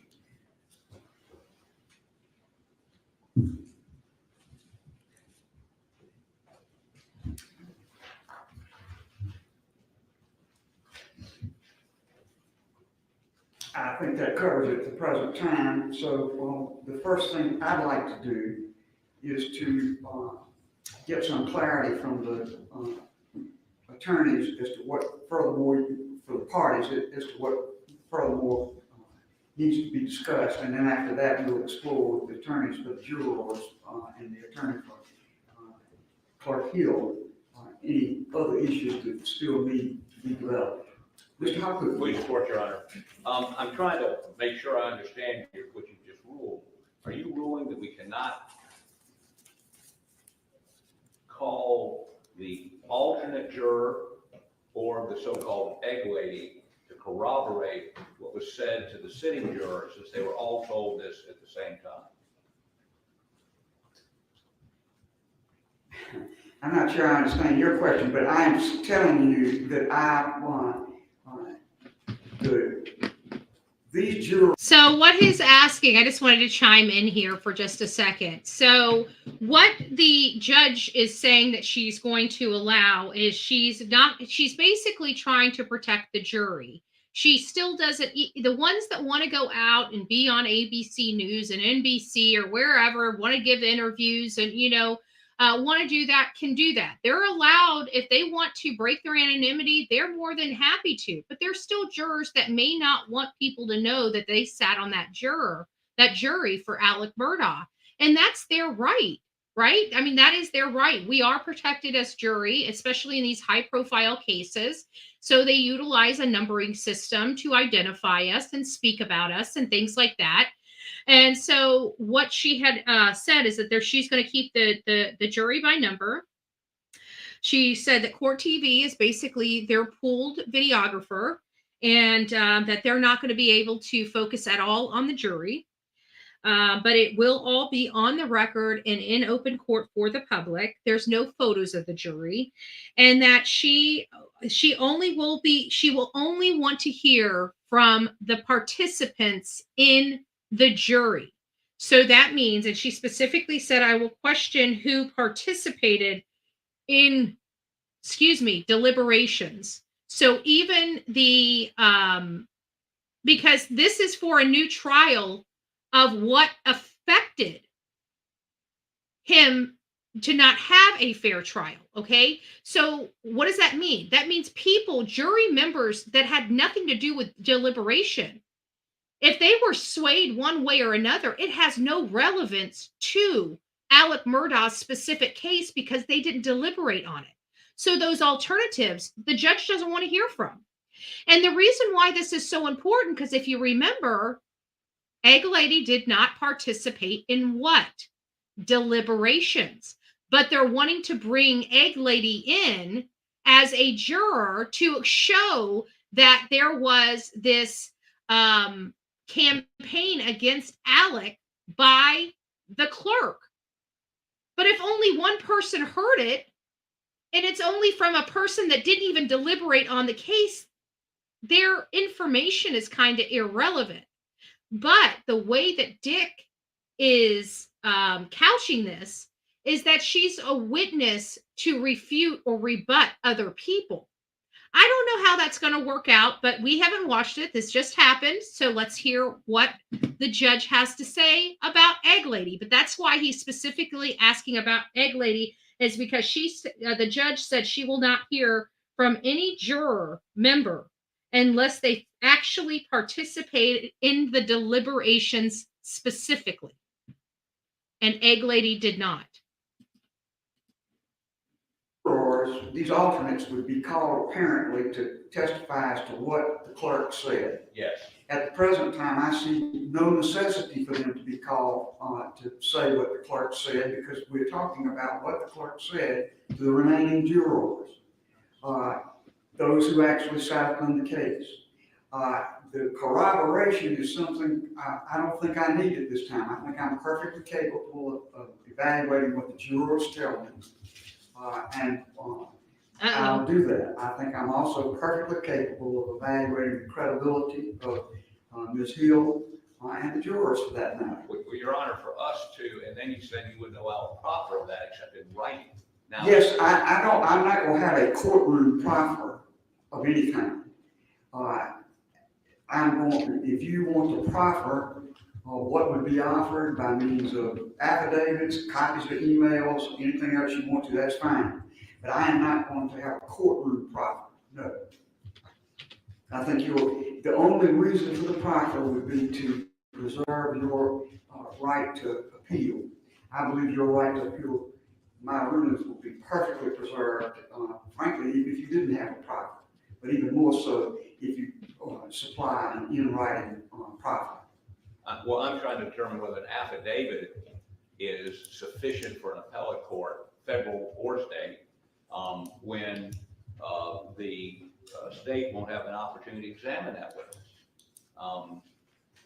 But I mean, they've given, I mean, we can get more detailed affidavits.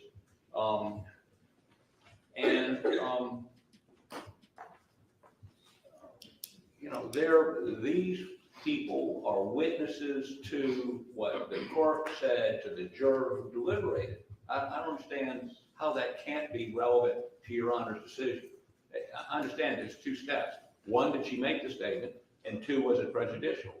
These witnesses corroborate she made the statement. Well, of course, that's what you say. So far, I haven't seen any of that.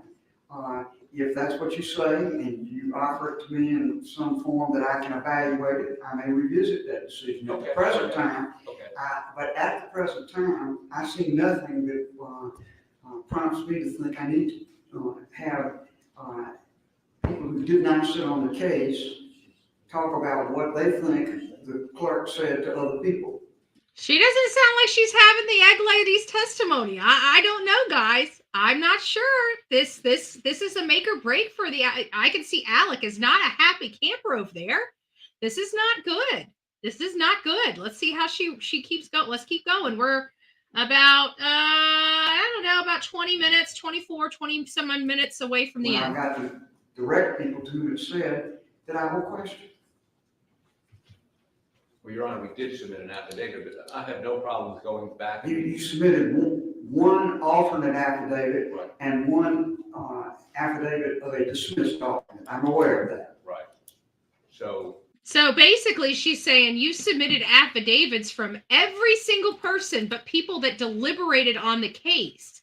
And you're trying to tell me he had an unfair trial and that this clerk put her hands on the scales of justice and tipped the jury to vote against him, to deliberate against him. So why are you questioning everybody that wasn't deliberating against him? Because now we realize he's only got affidavits, which is what I said from the very beginning. He's only got affidavits from people that were kicked off the thing, either felt humiliated or wronged somehow by this trial. But they had nothing, no hand in whether or not Alec was found guilty of the crime or not. So they're having a fight here, and the judge is right. She's like, and I kind of see her argument here. It's like, wait a minute, you're asking for a new trial because the clerk did something with the jury to make them vote against your client. So the only people that matter is the jury that voted against his client. And right now, they have no affidavits from any of them saying any wrongdoing related to the clerk. Now, did the SLED investigation have something? Did something come up in that? It sounds like the only thing that came up in that was the fact that she talked to a coworker about the guilty verdict being good for her book. But having a backroom conversation and manipulating the jury are two totally different things. One is relevant and one is totally irrelevant, in my opinion. So let's get back. And that doesn't prompt me to change what I just said to you. all right, we can get you more specific. Can you be? I know. You know what? Let me say something about that mad chatter. I gotta tell you. Can you imagine going down, because this is a historical. I mean, people don't. When I say that, people are like, "This isn't history." Yes, this is history, folks, because you have to look at it from the lens of our history books. What is this going to say 100 years from now? That the longest standing solicitor in our U.S. history's son murdered his wife and son for monetary gain to cover up stealing from clients. Like his family didn't go down in South Carolina history. His family made U.S. history books for the longest standing solicitor. 100 years his family had control of Low Country. 100 years. So, I mean, so we've got a very historic case. I don't know how I would if I'm going to be going down in the history books as Egg Lady, AKA so-and-so, right? Like, keep me out of the damn history books, okay? I'm sorry. I don't want Yes, I have to think that Egg Lady's probably highly embarrassed that she will forever be in our hearts and minds as Egg Lady. Yes. Those folks up. to deal with those very limited issues that you described, put them up in 10 minutes. I'm not gonna rule, Using the rotten egg trickery for a new trial. I had to throw a couple of my own little words in there. The real me too. The rotten egg. What is it? What should you do? The rotten egg maneuver. There we go. The rotten egg strategy. Blame it on the egg lady. If you blame it on the egg lady, you will get a new trial. You will pass go, and you will collect your $200.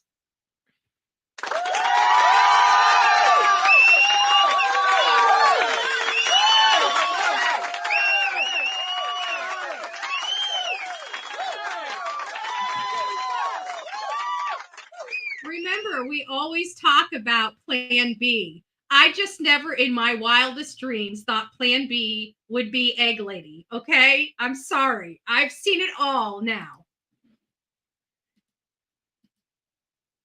in a vacuum.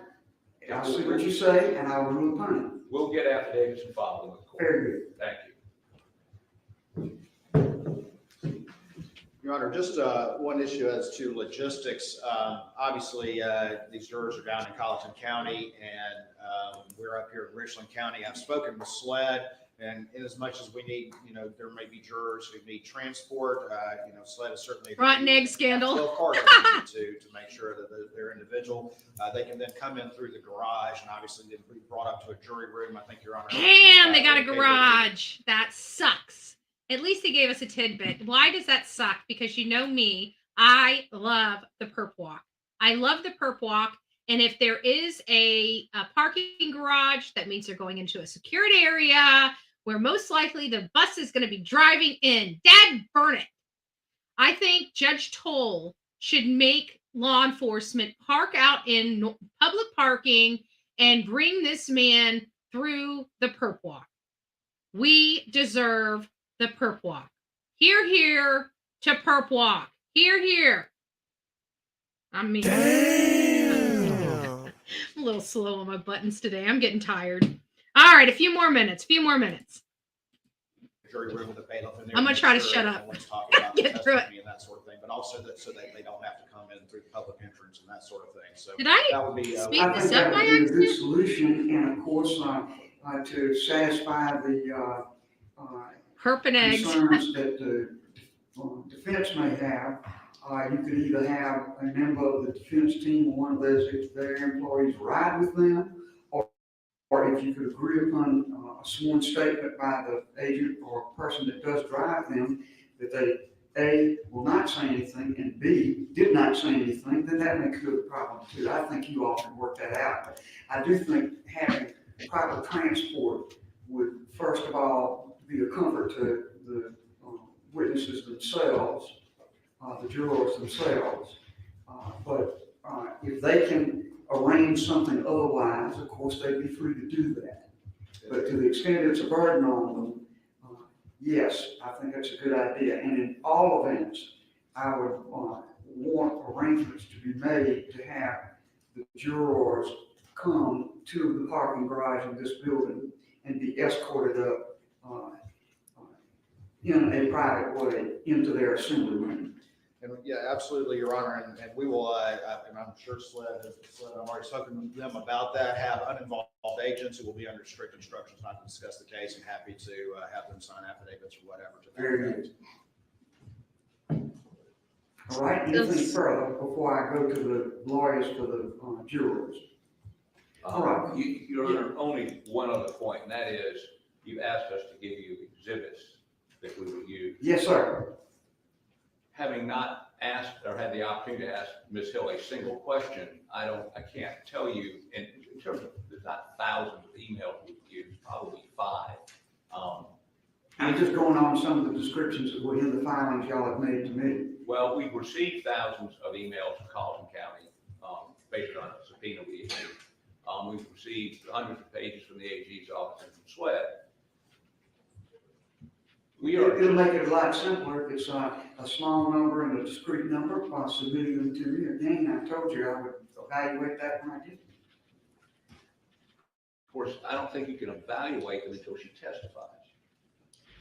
You don't I think you're gonna have to trust that I am gonna do some evaluating before she testifies.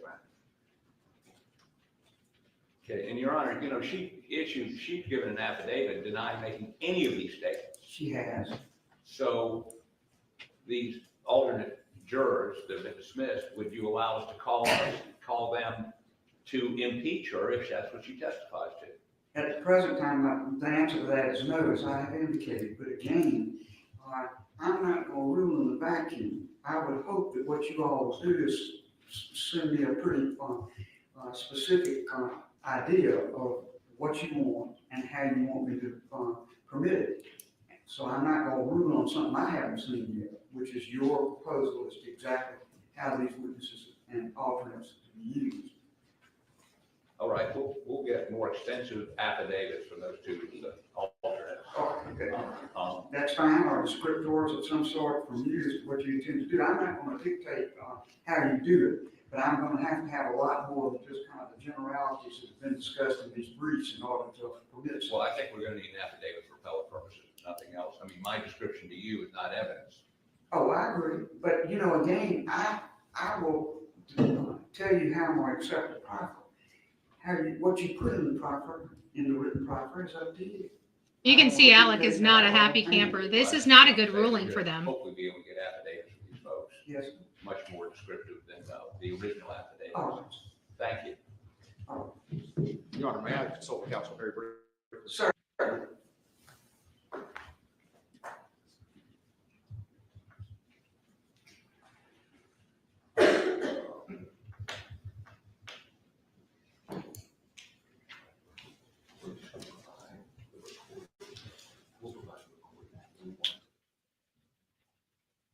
Yeah, they took the microphones off, which is a good thing. Is a good thing. I like this judge. This judge, she's been around. She's retired. I actually read her story. It's this is Judge Toll. I think that's how you pronounce it. One of the things that was discussed earlier was the independent SLED investigation that was done. There were recordings of some of these interviews and MOIs prepared that were just meant to be summaries. I know Your Honor mentioned earlier that you would be open to receiving those. I just I'd be glad to review any of that. discussed that with counsel, and I believe they said, well, we want to send the ones we want to send. I think if Your Honor's amenable to that, we would just add Your Honor to the discovery upload that was provided to the defense so that information is available to the court for whatever purposes the court deems necessary. Can I ask this? Yes, ma'am. First, would that discovery upload include your interviews, the tape of the interviews, as well as your summary of them? Yes, ma'am. All right. I will ask you to let my clerk, Eva Diaz, talk with you afterwards about how to send me something of that volume. Sure. Our court, IT has a lot of barriers in our system to us receiving even conventional websites and web tools for examining in volume documents. And so I will want her to interact with you all about exactly how I am to receive that material. But yes, I would be happy to receive it. And we would be happy to get a couple of flash drives and provide it that way, if that makes sense. And that might be the better way to do it, because, again, I can very easily examine a flash drive, even though it takes a long time. Typically, you are kind enough to provide an index at the front of the flash drive as to where the various materials are located. That might be better than using one of these web document sources, since so many of them. Yeah, those document sources suck, and they only allow you to like upload like 25 megabits. For Ms. Diaz, the clerk as well. Thank you. Maybe 785. On my list, I have in the courtroom at this time, Mr. Bland, who represents certain of the jurors, Mr. McCullough, who represents certain of the jurors, and Mr. Lewis, who represents Ms. Hill. Are there others in the courtroom who represent jurors or Ms. Hill? But Your Honor, Ronnie Richter, our married claims partner. Went a little fast for me. Ronnie Richter. Oh. Mr. Blank's partner. Right. Any others? All right, well then we'll begin with you, Mr. Bland, if you and Mr. Richter would come forward.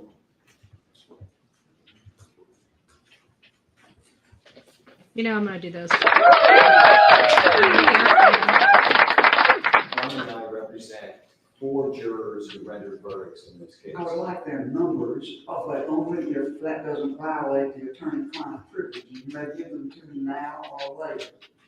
Can I give them to you later? I have them now.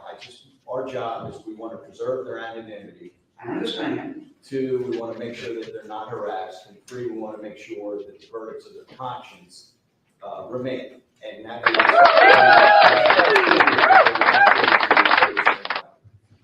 after hearing what Your Honor has established by the way of procedures, we're very comfortable with what you have established to protect their anonymity and that they're not harassed. Ronnie came up with a good suggestion. Maybe you renumber the jurors 1 through 12. And that way, because there has been some public disclosure of the jurors' numbers in some of those emails, they were the big batch of emails that Mr. Harpootlian referenced. So maybe we cross-reference with the chart 1 through 12 and the juror numbers. But as far as the questioning goes, there's no need for us to be part of this. You're going to make the questions. You've indicated that you're going to preserve their anonymity, that they can't be photographed, they can't be on videotape, and that's about all we have to add.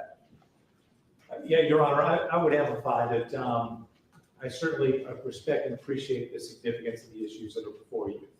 And I respect your decision that you're going to make this public. I would have asked you to make the jury portion a closed courtroom.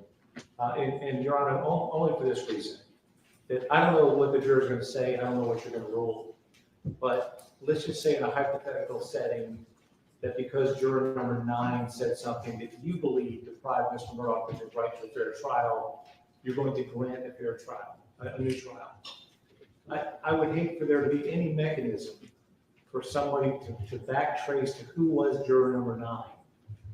Because I know the public has very firm opinions about this matter, and I wouldn't want that person to be subject to any kind of public scrutiny. So I would have asked of you. I think it's that smart the juror portion because they're protecting the jury. That the press would be present, that their likeness, both voice and face, be muddled, just as an additional safeguard. But I certainly appreciate what the safeguards you have put in place. I respect your ruling. I just throw that out for consideration. And on a broader perspective, I know that you've had this experience as well, Your Honor. It's becoming more and more difficult in this state to see the jury.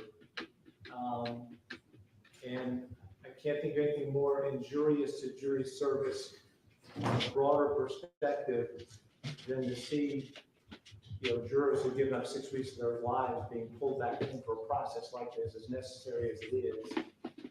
So I worry that the process be handled as gingerly as possible, so as not to further prejudice our ability to get juries going forward. Thank you, sir.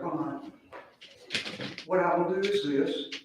I think your suggestion of renumbering is a good one. It's something that my clerk and I had talked about between the two of us as well. In every proceeding I've ever seen where a juror was questioned, in every case I've read where jurors were questioned because of allegations either during trial or post-trial that they had been tampered with, those proceedings have been in open court. And I don't feel it would be appropriate for me to have some kind of in-camera proceeding, even if it included the attorneys that would have to, and even if it included members of the press, but not the general public. I don't think that is in keeping with the public nature of trials in this state and public nature of court proceedings. However, I think we could make some protective arrangements for when they testify and their ability to be dismissed after they testify that would protect them from being set upon to the best extent possible.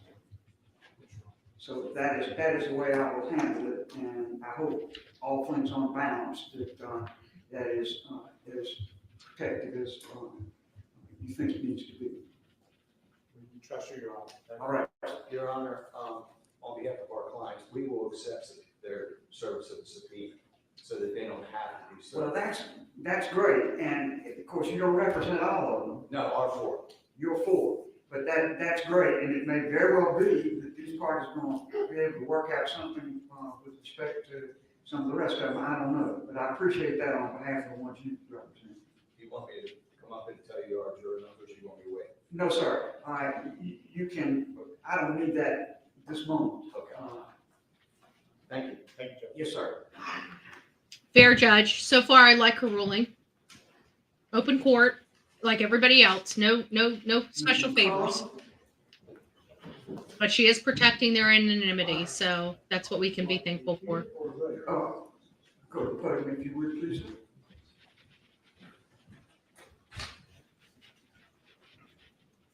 I believe that some of your rulings today, they've satisfied several of the things I was going to mention. One, Your Honor, was, of course. How many jurors do you represent? I'm sorry, Your Honor, I represent number 785 and 630. One is with a deliberating juror, I suppose we call her, and the other was the removed juror. Right. Now, with respect to the replaced juror, I think my ruling about the end of any testimony from that juror satisfies. Oh, no, this is Judge Toll. She's a female, an older lady. Her story is really amazing, too. That juror, alternate juror at the present time. Now, Mr. Harpootlian is going to submit additional information. As regards your client, I asked him to submit that information to you as well. And then I'll see if there's any revision position I take about that. You also represent one sitting juror, so you may continue. Your Honor, the other juror was not alternate. She was actual seated juror. That's right, the sitting juror. Who was removed at the end of the trial. Oh. Prior to deliberation. Whoops. I need Mr. McCullough to speak up, please. You need to speak up some, Mr. McCullough. I don't get that much, Your Honor. Yes, sir. Your Honor, if you'll indulge me just a moment, I think much of what you've said today bears on a quote that I'm taking from the response of the state, which was filed and was part of your record. And my letter of November 10th responding to that filing is also a part of your record.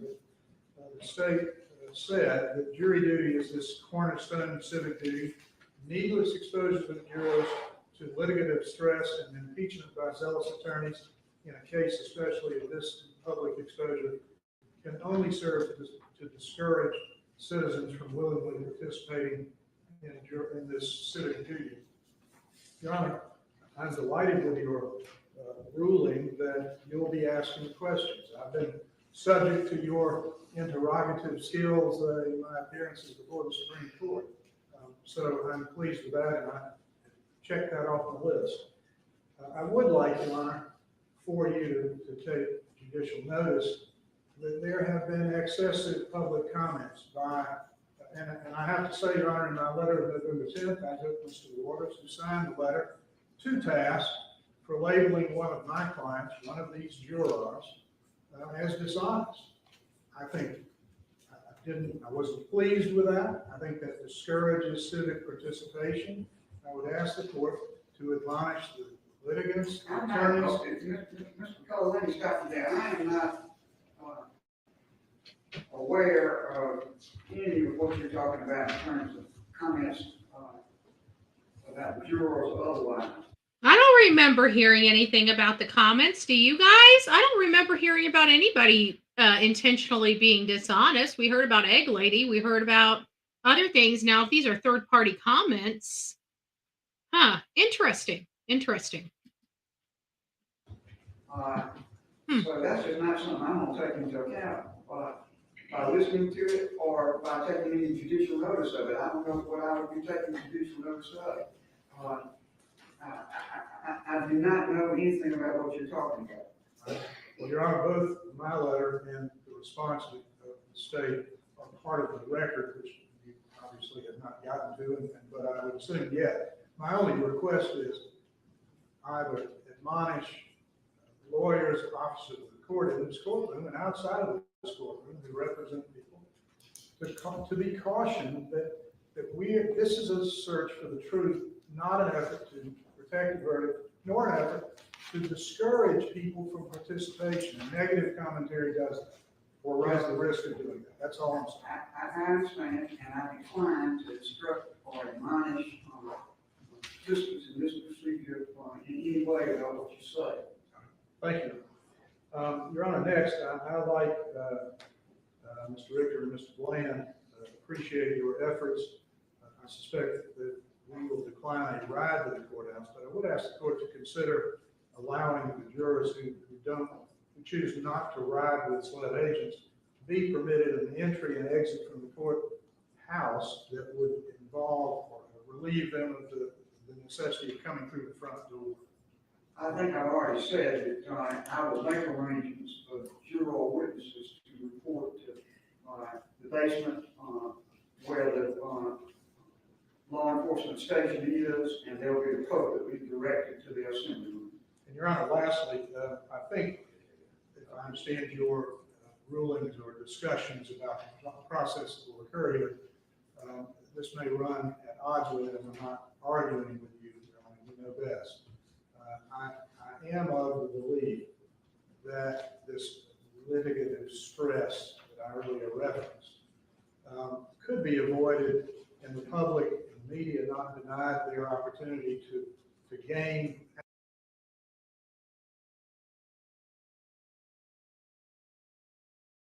Is he Egg Lady's attorney? Like, I'm getting the vibe that he's Egg Lady's attorney for some reason. Is that I wonder if that's, unless Eric is. I don't know. I'm unsure. I'm unsure who Egg Lady, but this guy seems to be Dick Harpoolian. Dick Harpoolian, right? It seems like he has the Dick Harpoolian affidavit people. He looks like a dick. I didn't mean for it to sound like that. I swear to God, I didn't mean for it to sound like that. I know it did. It was completely unintentional. What I meant is he looks a lot like him. You know, outside of the puffy eyes, he looks like Dick. He looks like a dick. He's an attorney. I get myself in trouble. I need to give up live shows. By not exposing these jurors to a crowded gallery, a full gallery of press, by allowing its recording through our TV camera. That is to say that I have actually, in my history, participated in proceedings that involve. If you guys haven't already, please go out and thumb this segment up. I think it's without any precedent, but I would obviously respect your ruling, but I would ask you to consider or reconsider that no damage would be done to the right of the public to know and participate in the proceedings, but you can accomplish the same thing by allowing the pool camera and avoid the distraction and the imposition of that on these jurors. I hear what you're saying, and I'm inclined to change the ruling I've made at the present time. Everybody's trying to kick the cameras out of the courtroom. Don't be a dick. For the hearing. At the present time, the jurors will be examined in the courtroom, as I have indicated, with appropriate identity protection. Thank you, Your Honor. And subject to your rulings, I will have both of my clients available for these parties as they might be needed, subject to your subsequent rulings. Thank you. Thank you. Your Honor, do you expect all jurors to be present for all 3 days? No. Let me make it very clear that I expect the jurors will be the first witnesses to be called in these proceedings. And the jurors will testify, and then they would be dismissed. They would not be required to stay for the rest of the proceedings at all. So that is very much a part of my thought about what it takes to protect their identities. They would be protected as best I can, and the ability of others to come and to set them with questions as they leave would be protected. So- Do you expect that you could get through all 12 in one day, or should I tell them, because a couple have to take off for work? Yes, I do. Okay, thank you. So the juries will be And- number one.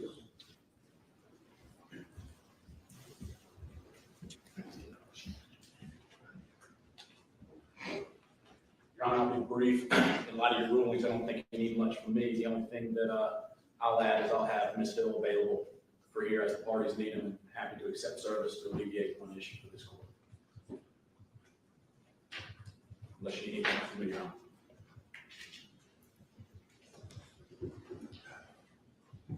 All right, thank you for that, and, before you, leave the podium, let me just consult with the lawyers. I'm not going to ask them to examine you, that wouldn't be fair at all, but I'm going to ask them, if there's anything else I need to inquire of before I let you go. As I understand it, the subpoena, and we would have a formal subpoena of Ms. Hill would be, placed in your hands, as her attorney. And you assure her appearance, and I appreciate that very much. Absolutely. Is there anything else, on behalf of, Mr. Murdaugh? Your Honor, just in an effort to try to expedite this matter, I have two questions. One, will Ms. Hill meet with Mr. Griffin and I? We'll evaluate that. You'll evaluate it. Okay, that's all I can ask. And secondly, should we have her here on that Monday or wait? I mean, if you're going to be doing the jurors most of all She should day. be here on, as court begins. All right, thank you. Nothing from the state, Your Honor. All right. Thank you, Your Honor. Told ya, I'm almost done with these bag of lifesaver gummies. Oh my goodness. I'll go over my checklist one more time, but I think I've, covered everything I want to cover. I'll come to each of you in a moment. Becky Hill's attorney. Looking sharp today, looking sharp. Yes, just to clarify other witnesses, as matters now stand, the witnesses in this proceeding would be jurors and Ms. Hill.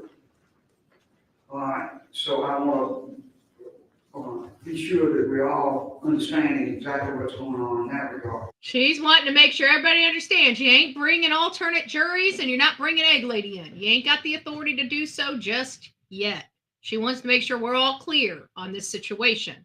The actual participating jurors and Becky Hill are going to be debuting for this hearing on November 29th, which, by the way, we have funding for. We will be there. We've got the hotel for 2 nights. In this area, we will be attending all days of this motion for new trial hearing. I would not allow the attorneys to be called.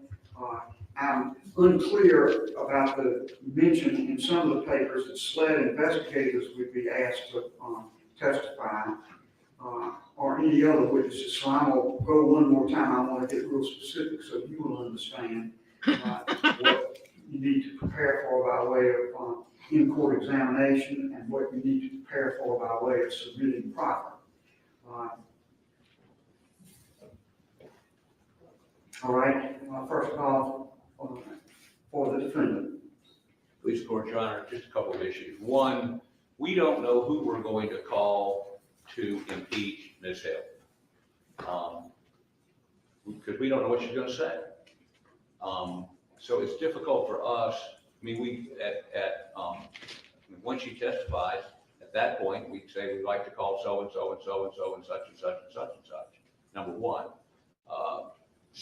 Or maybe no one. I mean, she may concede every issue we have. For instance, she did tell, according to the state, she did tell one of her assistants, one of the people helping her, I hope he's found guilty because it'll help book sales. Now, again, I hope that's the last time you're going to repeat that until I ask for it again, Mr. Harpootlian. Woo-hoo-hoo! Getting in trouble. I can't imagine a situation in which I would go that far. So a statement like that, and she may well have said it, if it goes to anything I'm asked to consider, it would be to her credibility. And I'll evaluate whether I think that's even proper to ask, but let's move on from that. But there are other questions concerning her credibility. Yes, sir. 404 motive for if she did this, it is a crime. And so, the questions of why she would have done this extraordinary act, and we can argue this at another time, but in terms of me the reason I mention it is for us to proffer those people now, not knowing what she may admit, that question may get asked, she may admit it. There's no witness that needs to be called. So it's difficult for me to gain this out. I don't think I've ever. This isn't her first rodeo, Dick. It's not yours witnesses either. I would call to impeach somebody if they lie under oath. I've never heard of such a thing, but I will attempt to do the witnesses we would call prior to Ms. Hill's testimony. That's all I think I can do, if that makes sense. It doesn't make complete sense to me, because this is not the trial of Ms. Hill. Exactly. And issues about motive and so forth are not what this inquiry is about. It is about her contact with any of the jurors and what she said. So I will be treading very carefully with a good deal of what you say about what you might or might not ask.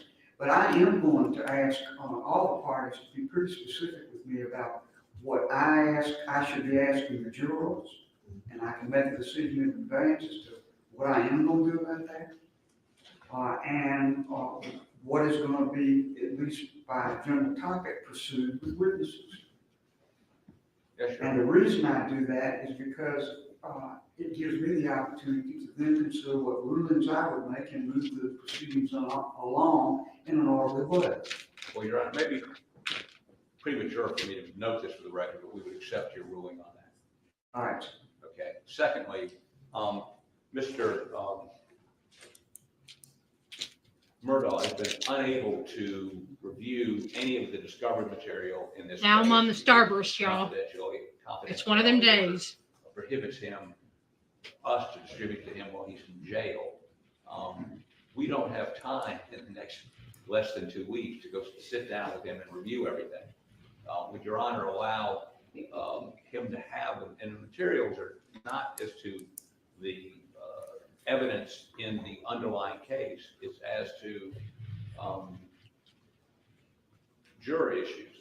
And while he is no longer a lawyer, he was a lawyer at one point and can evaluate this and be of assistance to us if he has an opportunity to review that material.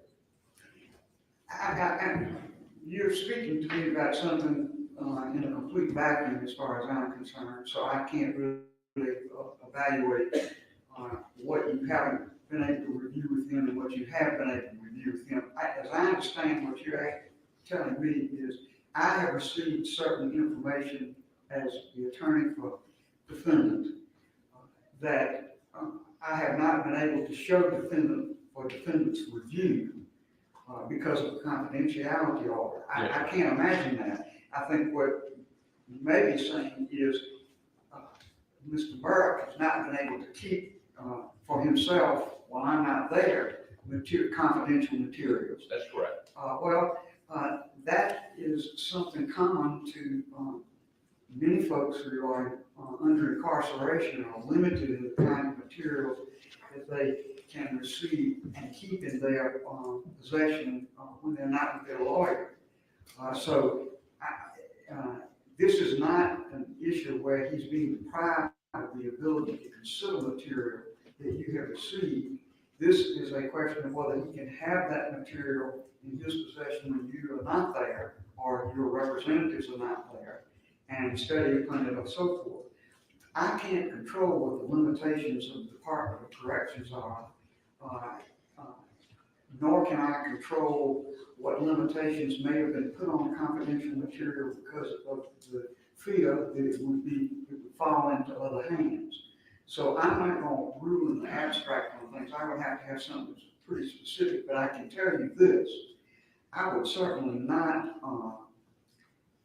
order that these materials be wholesale given to him for him to take back to his cell and have in his possession. because I don't know who might see them. Were that the case, and if they are confidential materials, that would be a extreme risk of breaching the confidentiality of materials to do that.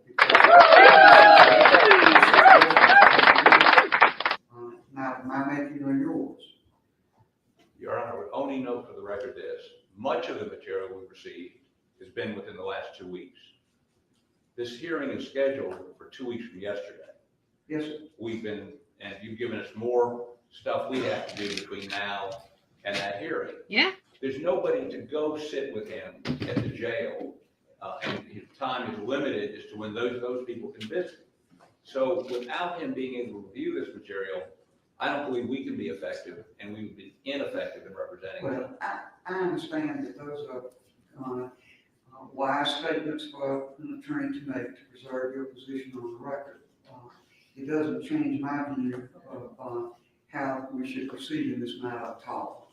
I think you will be able to, if there are deficits in what you have been able to do with your client, you will place those contentions on the record, and the appellate courts of the state will have adequate chance to review them. Well, Your Honor, would you consider continuing hearing on the 29th to allow us to meet with the client, effectively review these materials?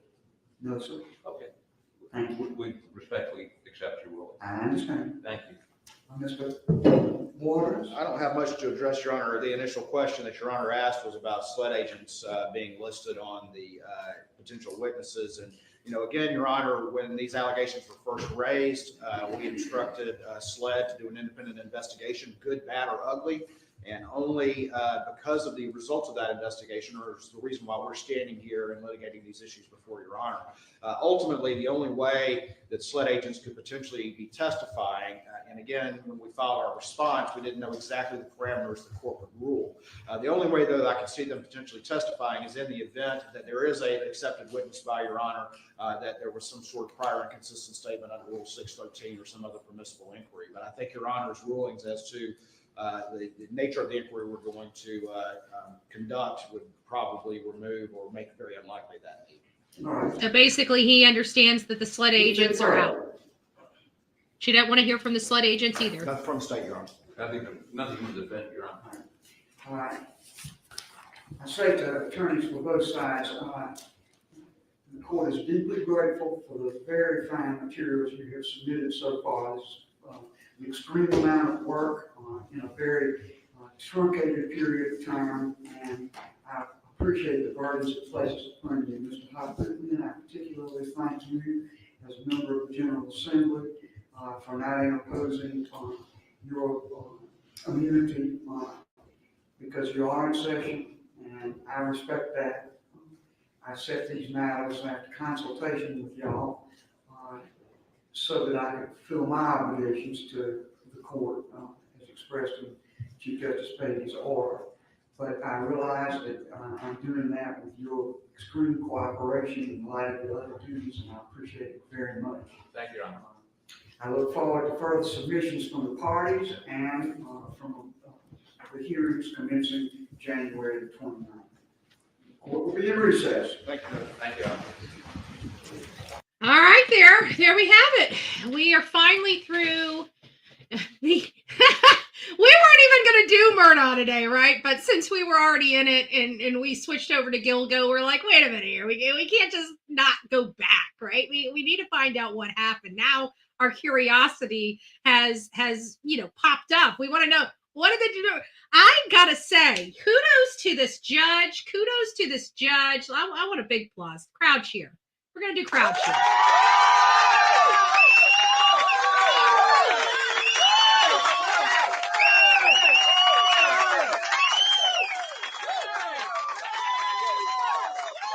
I have to be absolutely honest with you. I love this judge. I do. I actually did some research when I realized that the senior, what was his name? I can't remember his name. Garrett. Anyways, we went over it. We went over it on one of the shows. I'm drawing a blank, but it's the senior guy at the appellate level and the Supreme Court level. And he assigned she's a retired judge. She's a retired Supreme Court judge.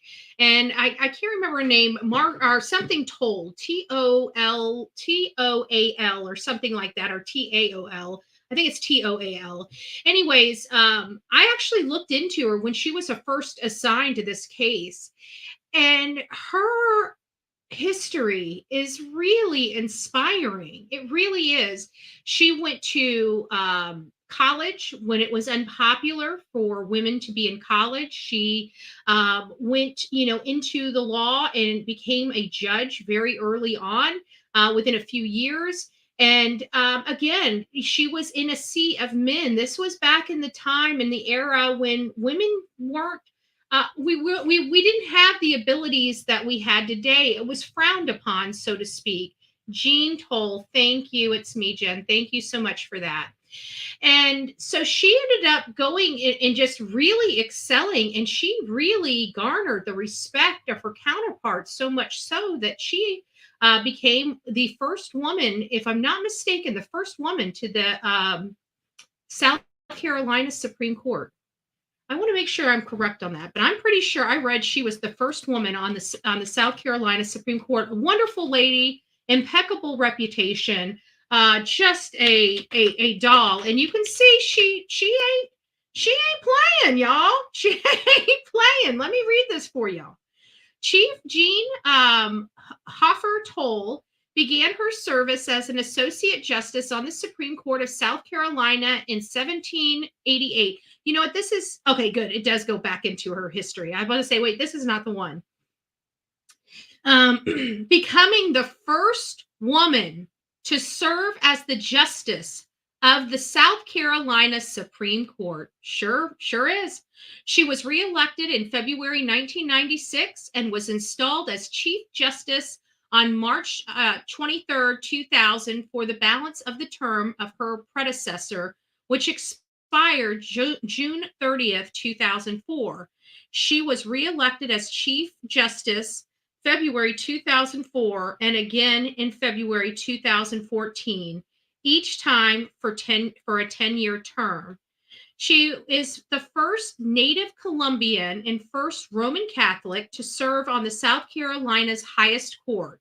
Born August 11th, 1943 in Columbia, South Carolina, she attended a parochial school and public school in Columbia and graduated from Dreher High School in 1961, where she was recognized as the state's top debater. Chief Justice Toll received her BA degree in philosophy in 1965 from Agnes Scott College, where she served on the Judicial Council, National Supervisory Board of U.S. National Students Association, and played goalie for the field hockey team. She received her JD degree in 1968 from the University of South Carolina School of Law, where she served as the managing editor, leading articles editors, and book review editor of the South Carolina Law Review. She is a member of the Order of COIF, Mortar Board of Phi Beta Kappa. Phi Beta Kappa, isn't that the I think Phi Beta Kappa is one of the sororities that one of the Idaho 4 were in. I think it was, wasn't that Maddie? Or not Maddie, Kaylee? No, Maddie and Xana, weren't they in Phi Beta Kappa? Anyways, I don't remember. Chief Justice Toll practiced law for 20 years prior to her election to the South Carolina Supreme Court, first as an associate with Hainsworth Law Firm in Greensville, and then an associate and a partner for Belser, Barker, Barwick, Ravenel, Toll, and Bender in Columbia. When she was admitted to the South Carolina bar in 1968, women comprised less than 1% of licensed lawyers in South Carolina. Now almost 20% of South Carolina lawyers are women. She really blazed a trail for women in her profession in this area. And I've got to say, like I said, her history is impeccable. I hope you get an opportunity to learn a little more about her. But she's just, to me, she seems like she's got what it takes. She's very knowledgeable of the law. I see why the Chief Justice assigned her to this case. And, she's a very nice lady, and she's a no nonsense lady. That's what I got from her today. Absolutely no nonsense. She doesn't want to hear from anybody but the players in this courtroom. And when I heard her ruling, I'm like, yeah, you're right. You're right. Well, because it's about a new trial. The people that this trial, if anything went wrong in this trial, and that's not these ancillary things that have nothing to do with this trial. Somebody talking to somebody in a back room has nothing to do with the jury hearing stuff, right? A wiretapping issue has nothing to do with what happened in that jury room that day or throughout the trial. So even though the defense is trying to add all this extra unsavory thing into the case, does it really have relevance to whether or not Alex Murdaugh got a good, fair trial or not? And it doesn't. The only thing that matters is, were the jury swayed? And if they were swayed, that really is the crux of their argument. If the jury was not swayed one iota by anything that they seen, heard, or anything, and they came to that deliberation together and properly, Alec does not get a new trial, even with all this unsavory stuff about Becky Hill. He has to be prejudiced. And we talked about this once before, because when we were reading all this stuff about the trial, and they were saying, all she has to do is do this and we get a new trial. No, you don't. You have to prove that whatever happened swayed. And I specifically said that. If it does not sway the jury, if the jury would not have changed its vote, or there was no perception of the jury changing its vote, then whatever happened doesn't matter, because the argument has to go directly to whether this information or this ruling affected the jury from making the proper decision, deliberating properly without outside influence. Did they make their ruling based upon the merits of the case? If they can prove that they made their ruling based on the merits of the case, Alec does not get a new trial, and they can say everything that they want about Becky Hill. She could have been writing the prosecutor questions, saying, "Oh, you need to ask him this. Oh, you should ask him this. Oh, you should ask him this." It wouldn't matter, because unless the jury saw it, or it did something to sway the jury in any way, that's the only thing that matters. What the jury doesn't know doesn't hurt them, even if it's improper. Even if it's improper. I think we discussed this also when we went through. Remember, we did the series on Kelly Siegler, Cold Justice. We talked about this because the book, I told you that this article or this short story was really, really biased against Kelly Siegler. And I showed you why, because even then they were talking about how they went before the court, and the guy that they had released, what was it? Was it Lewis Lent? Is that how we got onto the Lewis Lent stuff? I can't remember, but I know the guy that they brought up as the reason. I think it was Lewis Lent. I think that's the reason why we dove into the Lewis Lent case, because I didn't want to talk about it, because it was a story all in and of itself. But I think it was the Lewis Lent case. Either way, there was this guy that murdered people, and he was going to, and the judge said something about, gosh, it's so foggy now. It seems so funny because I'm just foggy and hazy on the details. But either way, the lower courts told Kelly, when she was the prosecutor, they had 180 days to bring a new trial, or they had to release this animal on the streets. And it was for something, they tried to say that Kelly did something inappropriate. And so this lower court, so, the state appealed it to a higher court, and they heard the arguments. And so they took it back down to the lower courts and reaffirmed his life sentence. And I can't remember what it was, but the article actually started saying, but they never even addressed her improprieties, what she did. They only addressed whether it would. It's like, yes, Because at the end of the day, it only matters whether her conduct would sway the jury from deciding guilt or innocent. If what their conduct did wouldn't have swayed them one way or another, you would have still had a guilty verdict. You can't throw out the jury's verdict because somebody may have said something in the back office that the jury didn't even hear. Can you imagine if all these hearings, these trials would have to start all over because some clerk in the back office talked about the case? So I don't know. I now that we're hearing some of the stuff today, I thought the case was really weak, but now I know the case is really weak because they're trying to use third parties to make Becky look bad in an effort to get their client a new trial. It doesn't sound like they really have any relevant information. And if all they're going to be bringing up there is the jurors that deliberated on the case in Becky Hill, Alec is screwed. He ain't getting a new trial. I can guarantee that. The way it looks right now something might change between now and then. There might be an affidavit and another witness that's allowed to come in. Who knows? Egg Lady may come in. If Egg Lady comes in, I don't know how that's going to look, but it would embolden the Alex Murdaugh side a little bit more. Right now, Alex Murdaugh just got crippled. I mean, really, they did because they were putting a lot of stock in Egg Lady's testimony, and the judge said she ain't having it. No Egg Lady, guys. Save your eggs. You know what I did? No pun intended. I swear to God, I can show you receipts. I can go to if you want me to, I'll go to the kitchen and get them. I boiled eggs yesterday. I never knew that today I'd be talking about Egg Lady after boiling eggs. I never boil eggs. I got to say, I am good with eggs. Everybody says, oh, you got to put this in the water. You got to put that in the water. You got to do this. You got to do that. No, you don't. Here, you want to know how to do the best boiled egg. First and foremost, you're going to, if you like fresh farm eggs, then you're not going to get a perfect boiled egg. Okay? That's the first secret. Okay? Your eggs have to be at least 2 weeks old to have a good boiled egg. Okay? Trust me on this.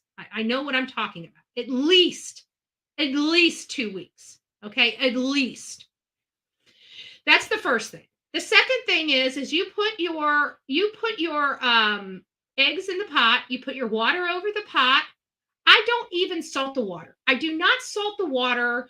I do not put baking soda in. I do not put vinegar. I don't know what people put in their eggs. They're like, oh, if you put this stuff in, it'll make the egg peel.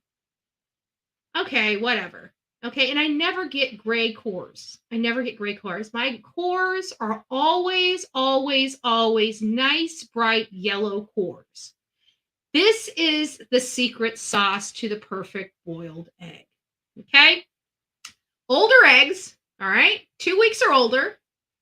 Put them in the boiling water. No, put them in the water. Put the water on top of them, right? You only want it about an inch or so, yay, so high above them, right? So it might float. Just let them do their thing. And you want to turn your burner all the way to high. All the way to high.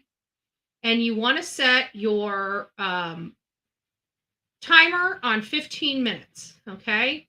Usually, depending on, new stuff this day and age, heats your pot up pretty quickly, okay? If you're using an older one, you might want to put 20 minutes on it, all right? So you get it boiling. You get your water boiling for a good, solid, rolling boil for a good, solid 10 minutes. You turn that sucker off and you push it off the burner and you let it sit there for another 15 minutes, okay? 10, depending on how quickly your burner goes. So if your burner gets the water boiling really quickly, you really only want to boil it for 10 minutes. Okay. The boil time for your eggs is about 10 minutes. You turn it off, you push it away, let it sit there for another 10 minutes, dump it out, right? Dump the water out and ice the crap out of if you want to know what releases the egg from the shell, it is the ice. If you have a broken ice maker and you're like, Betty, I don't have ice. Fine. Throw a little water in that pot. Go stick it in your freezer for a good 10 or 15 minutes, and I always crack my eggs. I roll them to loosen up that hard skin, and I take my little nail, I get up under the skin, and I pull it all off, and it just falls off. Got a perfect egg. No nicks. You didn't have to do a science project with the water. It's just working it, baby. Working it. Grow a thumbnail. It helps with the eggshell. Trust me, helps with the eggshell, but you got to be gentle. I never go this way, right? Because this is like a hook. I always go this way under the shell. So the shell has to lift to go up. See? Lift, lift, lift.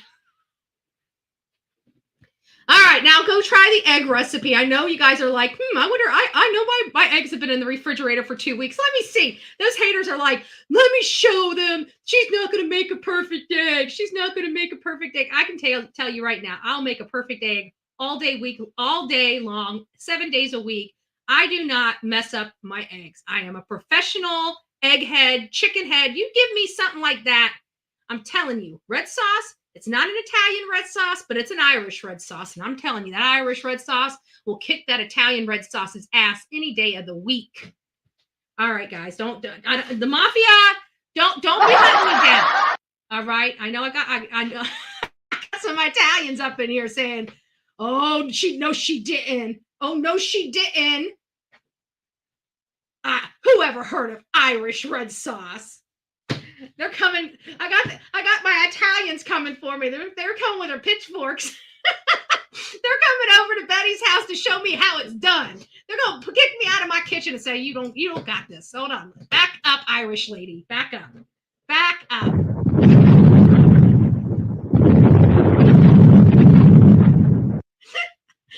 Kicking me out of my own damn kitchen.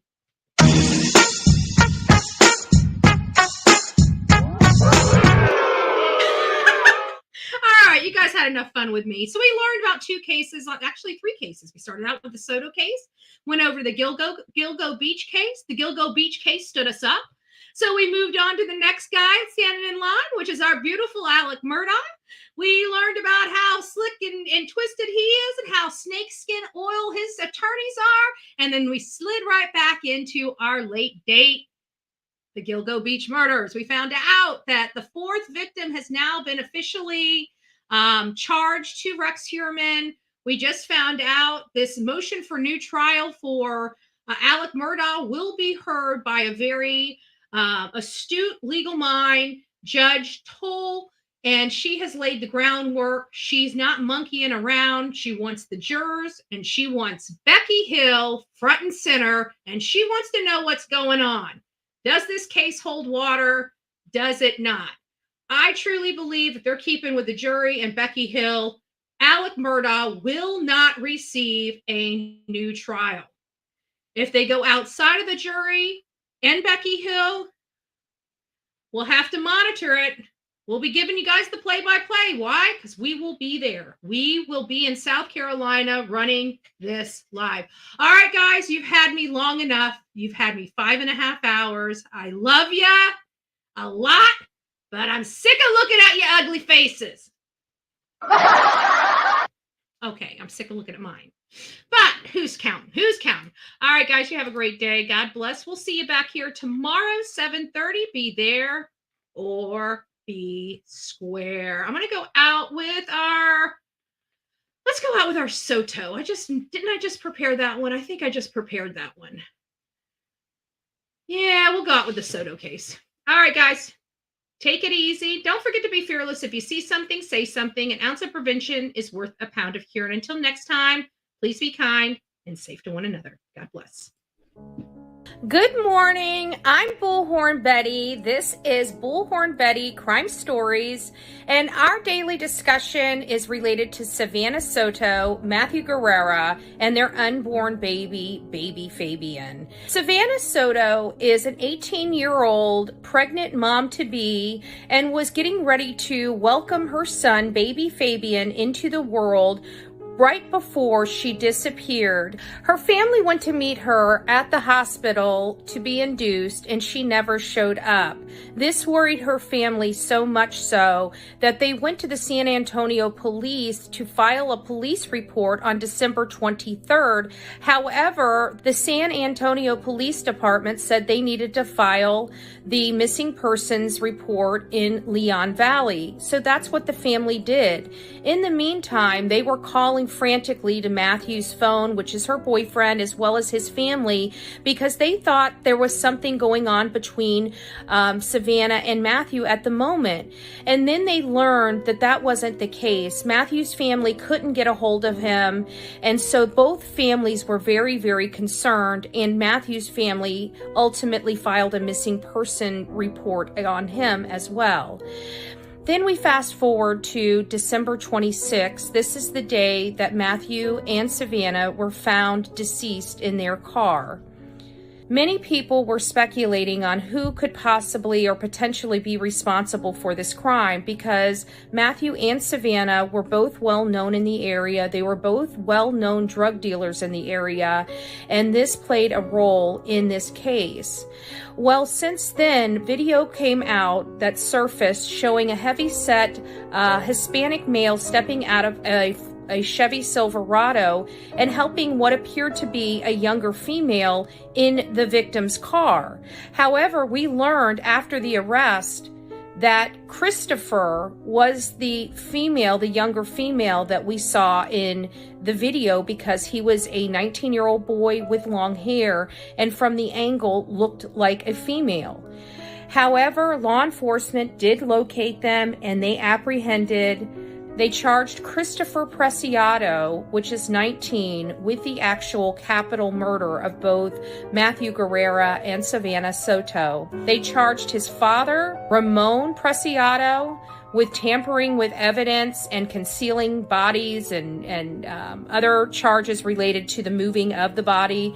And then his stepmother, Mirta Romanos, was the third arrest in this case, and she is presumed to be the one that tossed the towel to Ramon in that video.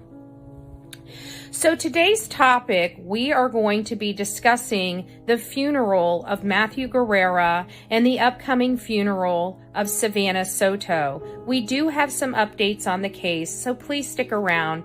God bless you, and welcome to Bullhorn Betty Crime Stories.